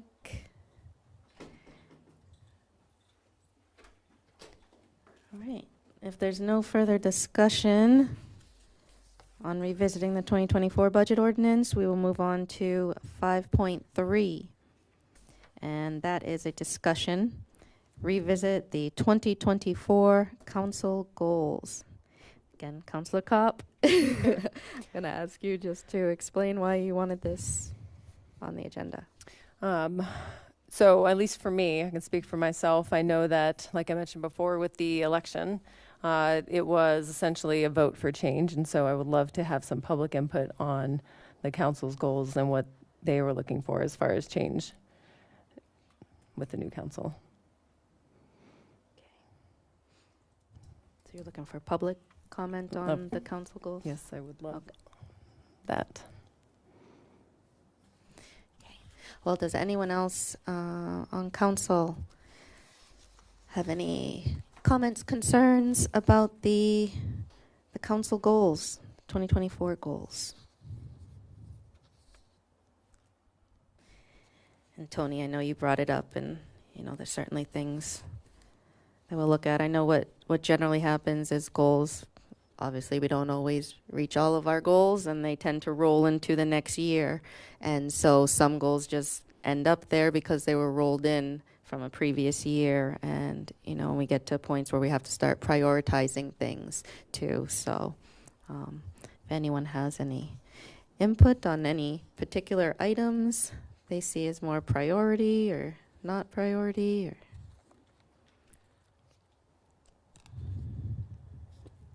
Two items that are not on the goals list, and I guess, I'd think that there's even 25 goals that were ratified by a separate council.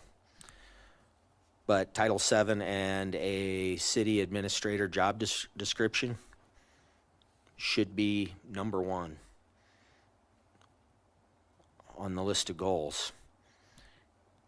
And to continue to echo the 5.2, budget accountability and reporting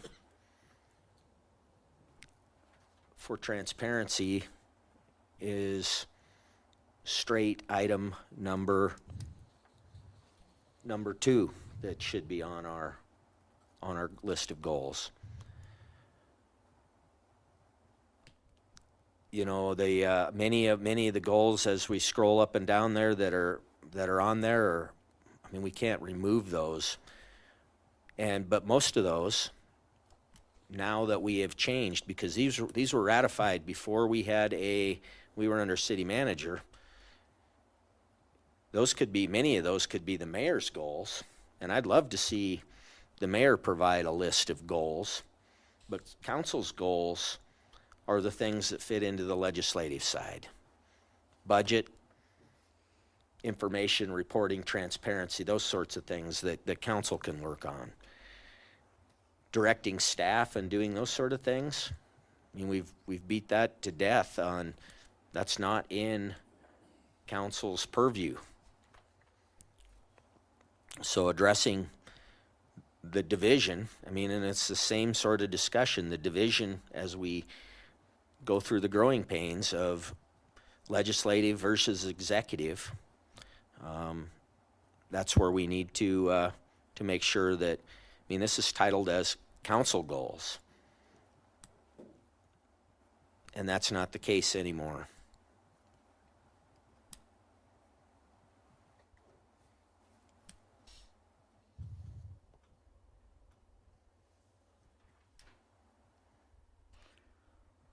Frankly, the reason I was interested in that goal is because we really haven't discussed it as a council.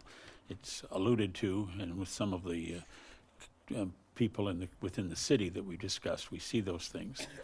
But it just was good in my mind when this was brought up as a good discussion to see what we are now doing and what we want to do, what we're failing at. When I used to give speeches to high school seniors, I always said, you got to find out where you want to go, and you need to know where you are, and then the steps to get there. And that's the same situation we have here. So a lot of that, honestly, is one of the reasons we even had the meeting regarding some of the feelings of dissatisfaction with what was happening in 2024-32 was the idea that we just felt like the city council was left out of the equation, and we wanted to be a part of that. So I think that worked in with the goals with city council as it stands for this item. And I think most of the time, the goals and our projects all come from things that are happening. A lot of them are out of our control. They're things that are happening, in our town. And like Tony mentioned, a lot of the infrastructure, projects and things that we have to address. Those are out of our control, things that need to be addressed. Other things like, when you have developers come forward, with looking for TIFs and starting developments. They're things that are happening in our community. And so, they're things that we have to work with. And that's where a lot of the things come from. They're just things that we have to address. But, yep, there is always room for moving things around priority-wise, because things change. So, but yeah, if anyone has any other suggestions of things they were looking to see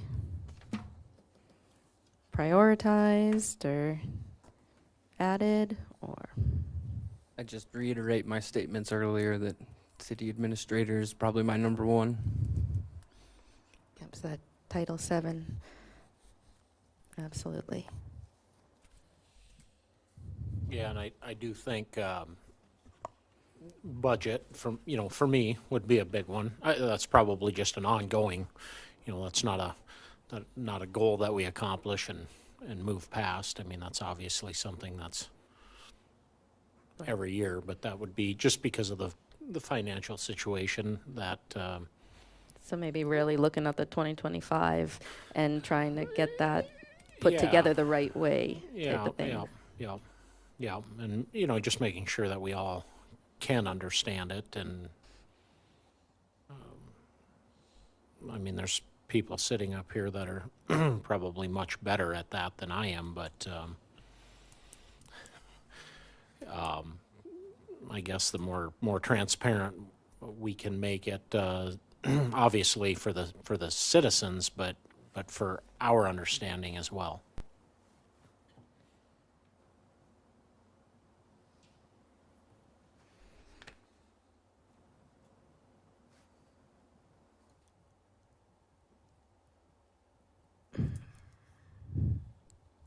Does the public, I know Councilor Kopp said her main objective in having this added to the special meeting was to hear from the public. Does the public have any input as far as what this council's goals should be or prioritizing of our goals?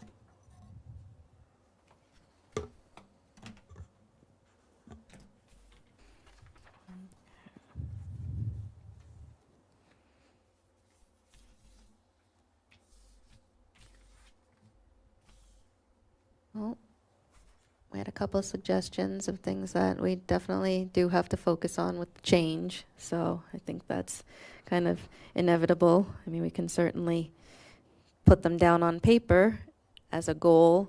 I mean, they're things that we're pretty much forced to do anyways. So, but we can have it noted that those are our priorities.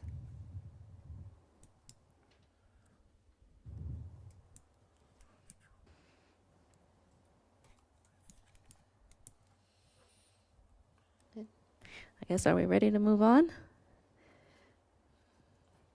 Do you have any? Okay. All right, then we will move on to, pull my sheet away.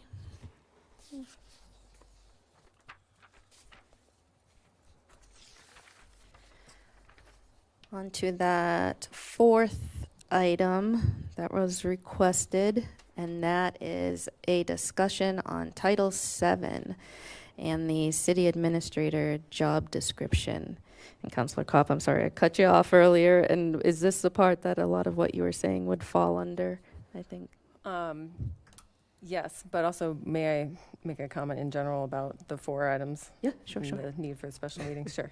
So first of all, like I don't think that really any of us want to be here tonight. And I get the feeling in the room and everything too that nobody really wants to be here, and in some sense feels like we're wasting time. So if anyone feels that way, I apologize. I will say that the call for the special meeting is because it was requested for that, what was that, the 20th? At the 20th meeting. 20th yes. meeting. And yes, you did reach back out to me the next day asking for more information, and I responded in 18 minutes. And I didn't hear anything else back from you. And so if, again, this is also why I requested before coming on council for a work session for orientation and everything, so we'd have training on process and procedure and how to properly do things. And so I would have appreciated a response of, if you don't feel like you have enough information for staff to prepare to have a meeting, than any sort of response so that we could avoid having a special meeting. When I handed you the notice for a special meeting and the proposed resolution on Monday after the normal council meeting, you mentioned that you don't ever check that email, and I replied within 18 minutes to the email that you asked me for more information for. And so I'm a bit frustrated in how we've gotten to this point today, and I am sorry that we're all sitting here tonight talking about all this, and that it feels a bit like it's not organized. But perhaps we can do better in the future, especially with new council, and letting them know if you don't have enough information for something, to put it on an agenda, to let us know what it is that you need and provide some guidance. Because that's all new council really needs, is some guidance when it comes to things like this too. So I'm sorry, I just thought a full answer to my question would have been enough, but since you didn't really answer the question, so, but I did not respond back to you, you're right, because I didn't have any information to go with, so. And I don't know what I don't know, being a new council member, so. Okay. Sorry All right. hopefully that wasn't too much of a digression, but I can feel the frustration and the tiredness of people being in this room. So wanted to help people understand why we're at where we're at today. Because these are important things and they should have been in a regular meeting.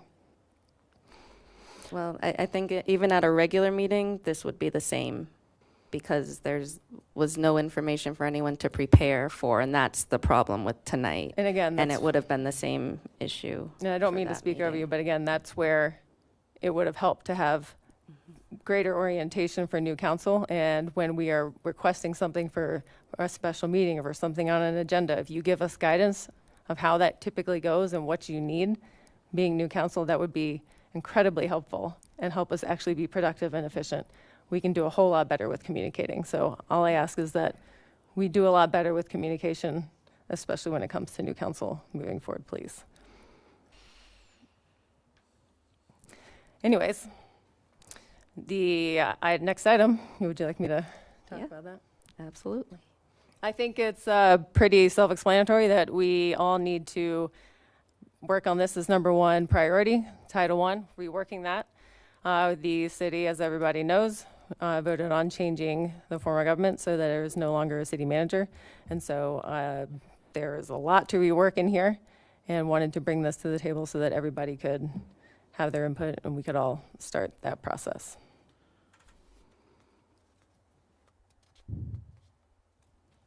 Madam Mayor, if I might, I think Yes. one of the most important things is community input from the community, the citizens of Sturgis, as we get into this, considering what might have been considered the dissatisfaction of one form of government and now moving to another. Input from the community is very important. I think we have gotten some of that. Someone, I was sitting out just observing, watching people give us information, and now even since I've been here, it's nice to hear that. So it's not just our job description responsibility. I think some of it needs to come from people in the city. But I know when I was hiring, and of course mine was primarily radio, although I have been involved with the city.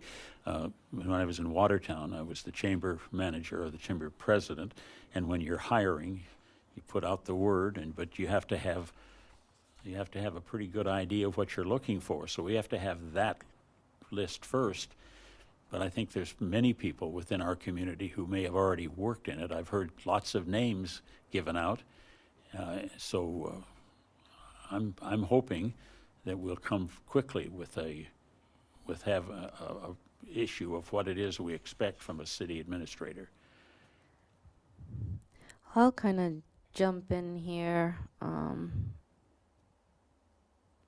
I am considering having a special committee that would consist of members from the public, so residents, as well as council members, to work together to see what they want this city's government to look like, to work together on this Title VII.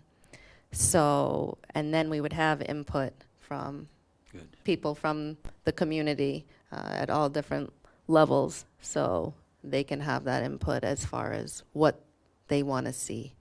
And so I'm not sure how I'll go about appointing people to that. If it's going to be, it's looking for people from different areas of the community, and then who on council. But that is something, and we need to do it soon, as we all spoke about. We need to get this ordinance going.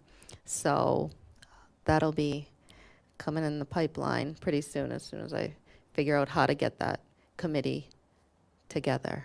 So go ahead, Councilor Forster. Yeah, I agree that, I mean, there's some good input. I mean, I'd just like to point out two things. I mean, first, that this committee should also be ratified by the legislative board, because the ordinance is put together and passed by this board. Yeah, of course, any council. appointments. And also that the city administrator, pardon me, stuck with manager sometimes in my brain, but city administrator job description should be in exact parallel with this. And one of the reasons is because they intertwine, or will, you know, if it was passed that way, they would work together. And to bring out kind of a discrepancy that came just in the last few months, former Councilor Jordan pointed out some questions about setting fees and raising fees, and that it wasn't clear in the ordinance. It didn't say, but the staff provided the opinion that it was in the job description is where that came from. And so making sure that we discuss those in tandem so that we don't lose that interconnected nature of that is important to have those in parallel. Pretty much roles and duties of Right. of everyone. They fit together. Mhm.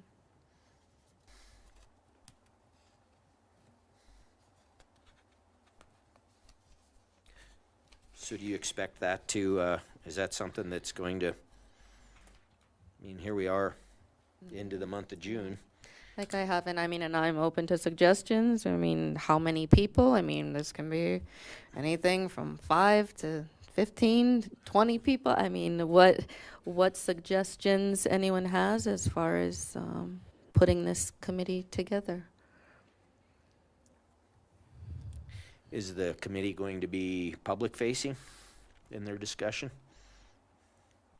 I'm sure they can be. I don't know that they'd want to be. I mean, if we have all members of the community and council, I don't. That's to be determined. Madam Mayor, Yes. that might be an undertaking for legal and finance to discuss on the procedure. Sure. But In the name of moving, I mean, I hate to say that we're sitting into June. We're going to be butt up against the rally. I mean, it's going to be hard to get done if we don't start working. I mean, we heard from Gary, and I agree that we need to get moving. So is there a chance that we can have that dynamic, that plan, as an item that we review on Monday the 3rd? I mean, I certainly wouldn't have any appointments for Monday the 3rd. Well, we wouldn't have any appointments, but we could definitely talk about the dynamic and the process. I mean, honestly, Like who it should revisiting consist. ordinances on how many beer licenses we have is not a priority. We should be working on this as our top priority.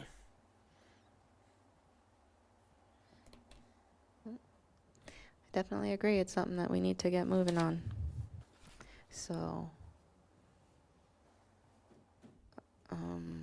I guess I'm not sure how that would show up on the agenda for June 3rd, but it's certainly something that I can be putting together otherwise, I guess I don't know, how would you like to see it on the agenda, as some kind of action item, or what?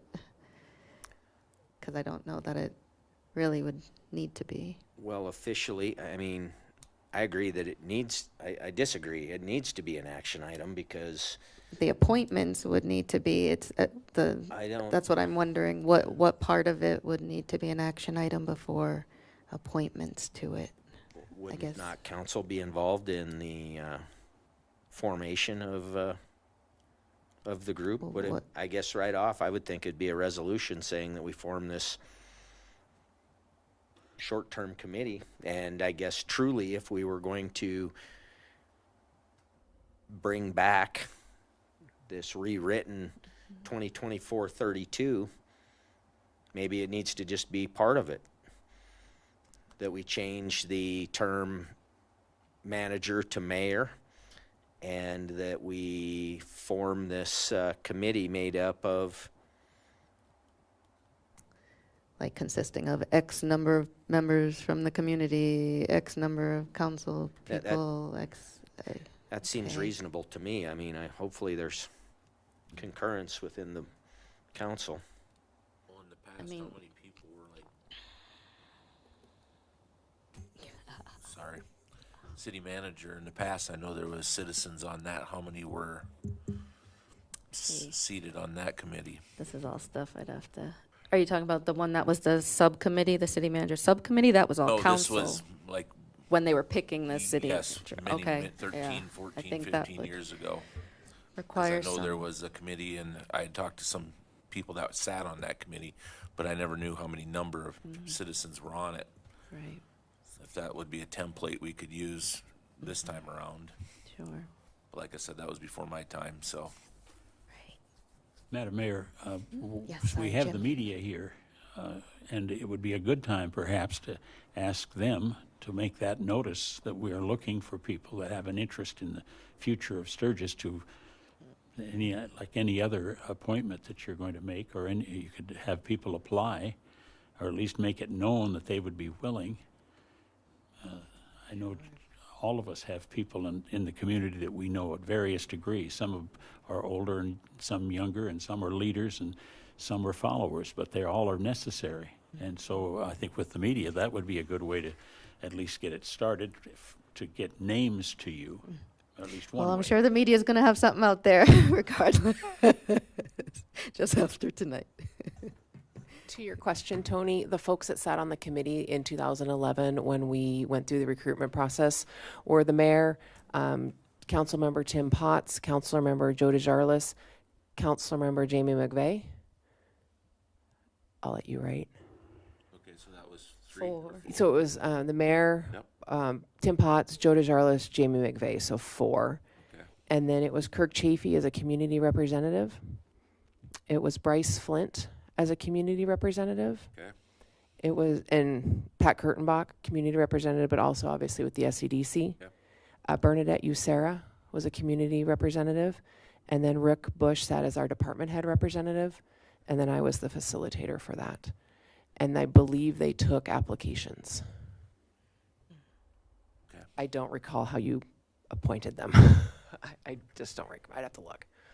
But that's who, An idea. but that was the number and that was who it was. And then that was the process to do the review of applicants, the process to do the initial interviews. And then when you got to the point of interviewing, it was a much larger public process. But this was kind of the group that facilitated more on the initial selection. Okay, thank you. I'm sorry, Lisa, did that group have anything to do with any of the ordinances and how No, this putting was in everything in between. place? So we had a city, that was when city manager Dave Boone resigned, and then we were hiring a replacement. So right. I was So it not was here when just you for initially recruitment. put into effect the initial city manager. Sure, So okay, thank you. that predates me, sorry. And I could sure put something, online and on our website where they can just apply and we could get that out in a day or so. Okay.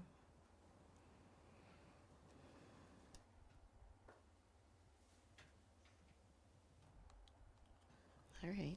Well, I think that sounds like a good idea to have community and council working together to create an ordinance where everyone can say what they want this community to look like. I think the sooner So, the better. yeah. Oh, yes. So. Okay. Any other discussion or comments on that? Anything, does the public have any comments on it? Bernie, do you have any comments on a committee? Just ask, you don't have to get up if you don't have any. Since you were on a committee like that before. But did it? Good, okay. And we were able to go through the people that applied, and then we decided who we wanted, and several were chosen, and then they came in for interviews. Okay, And that's sure. Okay, I mean, this one would be a little different. It would actually be creating, the shape of government for the community, but, hopefully it could go smoothly like that. I'm going to age myself on this, but I covered that. Oh. That committee together. Oh, there you go. Very transparent, so. Excellent. Excellent. Okay. Madam Mayor, Yes, Mr. Marshall. from what I have observed, part of what council is looking for in this discussion of Title VII is an allocation of the duties between council and mayor. And some of the ideas that have been floated are contrary to the aldermanic form of government. Those ideas could be implemented if the council was open to the idea of adopting a home rule charter. And through that charter process, you could create the form of government that you as council members want and that the citizens of Sturgis want. And it may be, or may not be, depending on council's desire, premature to say that the model you want to adopt is a city administrator. And I only throw that out because in the last 3 years, I've watched this evolve, and the conflict is philosophical about the role of a manager, the role of an administrator, the role of the mayor, the role of the council. And Sturgis appears to be unique.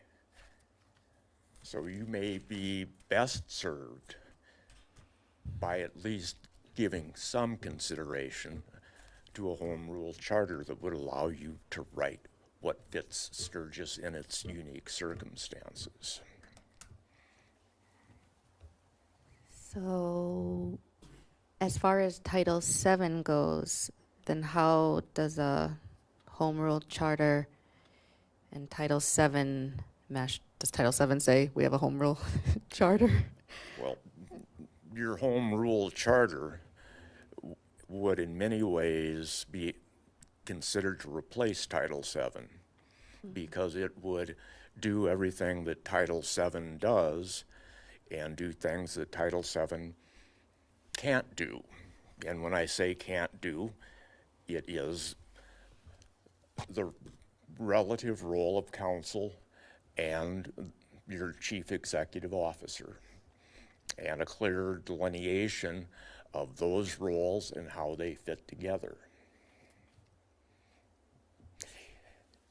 And it would be something that that committee could suggest, and if they made that recommendation, then the idea of a home rule charter would go to a public vote. And it would be truly the will of your citizens as to what your form of government looked like.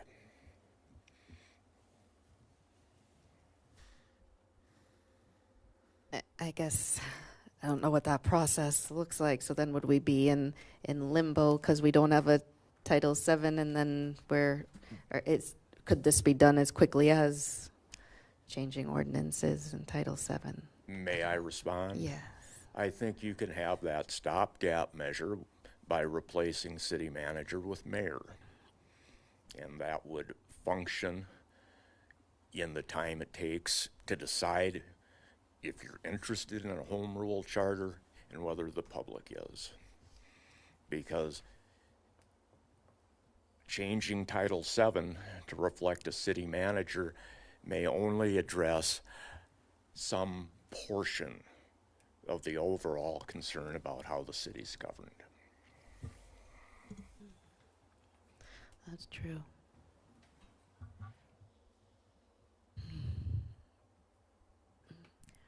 Well, And just to follow up, the state of South Dakota published in around 2021 a description of the home rule charter and how it works. And as recently as 2023, the state of Colorado published a paper describing how home rule works in Colorado. I've looked at those documents. They provide a lot of insight into the process, and it simply is a suggestion that you may want to consider because you may be able to design something that fits Sturgis with all of its unique characteristics. Mark, do you have that one handy for South Dakota? I can send that to council tomorrow, Can you send, please? and I can send the Colorado one as well. And the reason I suggest that, Tony, is it reflects 20 years of additional experience. And the idea of a home rule charter is embedded in the South Dakota Constitution, and it's embedded in Title IX of the state codified laws. Having said that, I appreciate there is a sense of urgency in moving forward. I had a quick question regarding that. Are there any tier 1 cities that have it adopted? I believe there are 11 cities in South Dakota that operate under a home rule charter, the first of which was Springfield some time ago. And the rest I can't remember off the top of my head. I think Watertown.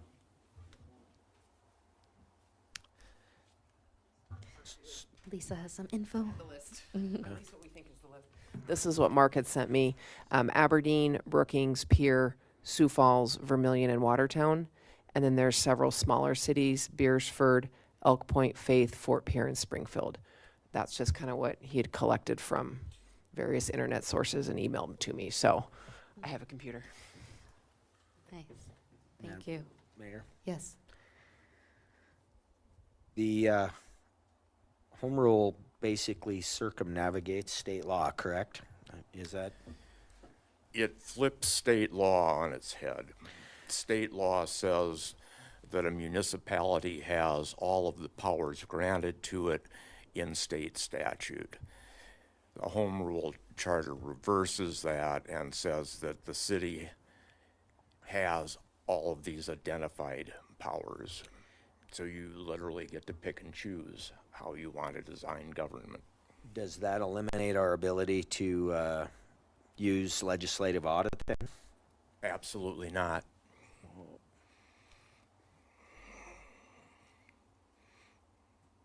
It may even enhance your ability to do that by vesting more authority in that process.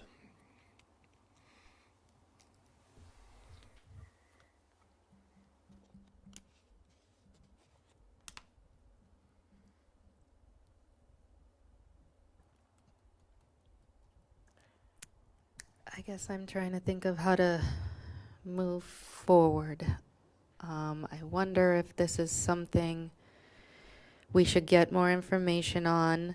Mr. Marshall, if you send out some examples of that to council and maybe have a work session to discuss after we look at these things and see what questions we have.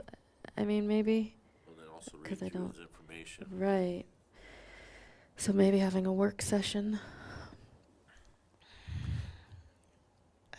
Could I ask a question then about, I mean, wouldn't that be essentially a change of government again? I mean, we just had a vote changing government, so we're considering not listening to the will of the people? No, your vote was to eliminate the office of city manager.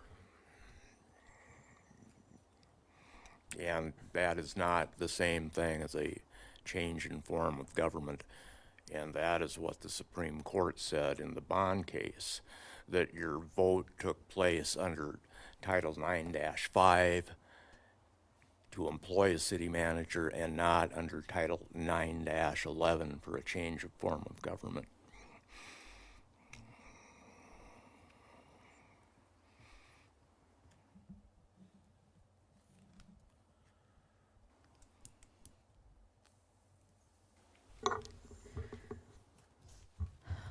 What does everyone think about having a work session with more information on Title VII versus Home Rule Charter? Although we generally don't get public input at a work session, which, Establish the committee and then see what the committee has to roll out and then go from there. that's true. And then we can go from there. The only reason I'd like to have the information is to have it in my back pocket, so something to read and go from there. Bedtime reading? Definitely, Yeah. definitely. Madam I Mayor, see. Yes, Mike? perhaps it would be best Legal and Finance Committee be the lead on that. Well, I know we gotta get moving on a committee, Yeah, I think the sooner the better. figuring out putting that together, so. But yes, thank you, Mike. Okay.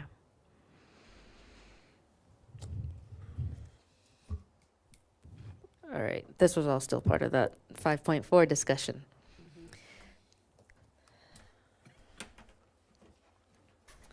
All right, so we'll see if we can have something on the agenda, maybe, that identifies what the committee will look like, type of thing. Is that what we decided on?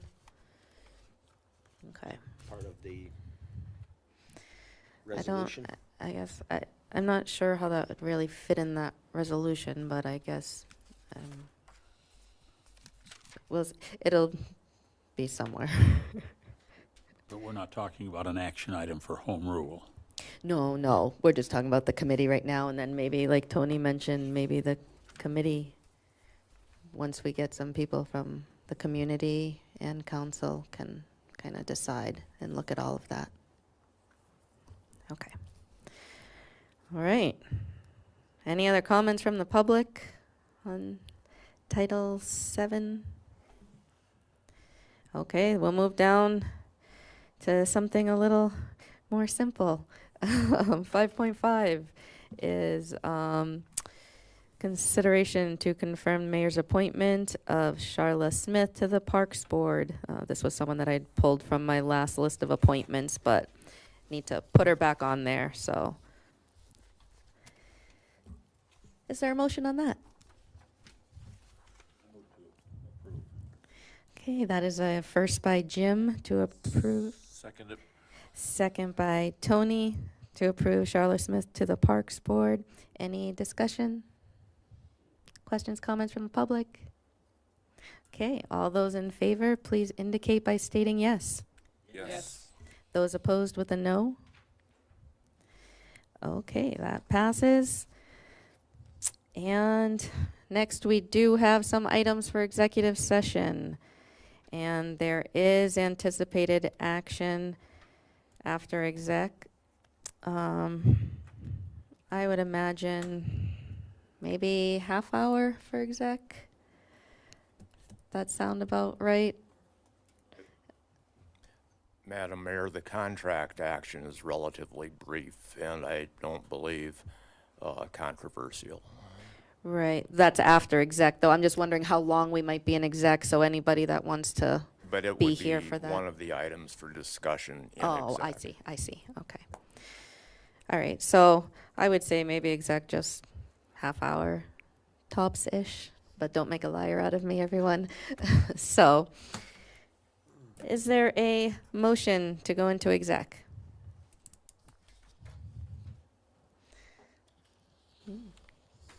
No one wants to So discuss. First by second. Mike, second by Nick, to go in exec. All those in favor, please indicate by stating yes. Yes. Those opposed with a no. No. Okay, so that was 5 yeses and 2 nos. No by Jim and Kevin? Oh, I said no. as well. Oh, you, Sorry. Yeah. so 3 nos. Yes. Okay, so 4 yeses, 3 nos. Is that, okay, we're not going into exec. Then I guess we can just move on to the next item. I guess I've never had an exec fail, so guess just moving on to 7.1. Yeah, that's the first for me. Okay, so 7.1 is consideration to approve the addendum to the co-host agreement with AMA Pro that was approved on May 20th. So this addendum just addresses a topic that was discussed, and that's on the residuals. And so it limits the residuals to just the 2-year contract so that nothing flows after that race contract is over. Questions, comments, motion? Mayor, this is I think Councilor Blakeman pointed out the timeline of this, and it was a good catch, I think, by him.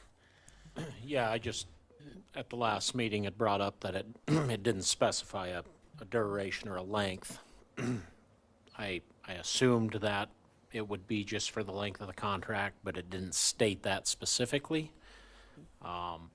So we had asked, and they agreed that they would agree to the 2-year. Limiting those in writing. And I think the other one is for the, isn't there another part of that for the term of the, like a new agreement? It would be for the term of the agreement, not, The residuals are simply for the term of the co-host agreement. the 2 years, the initial 2 years, yeah. Yes.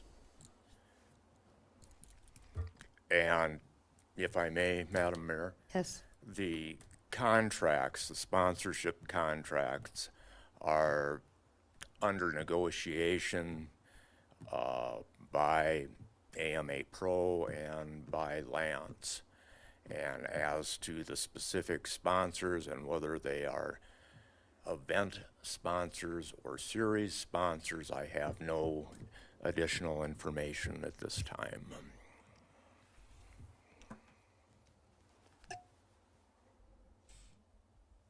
Okay. Does everybody understand that? Any questions on it? If not, I'd entertain a motion.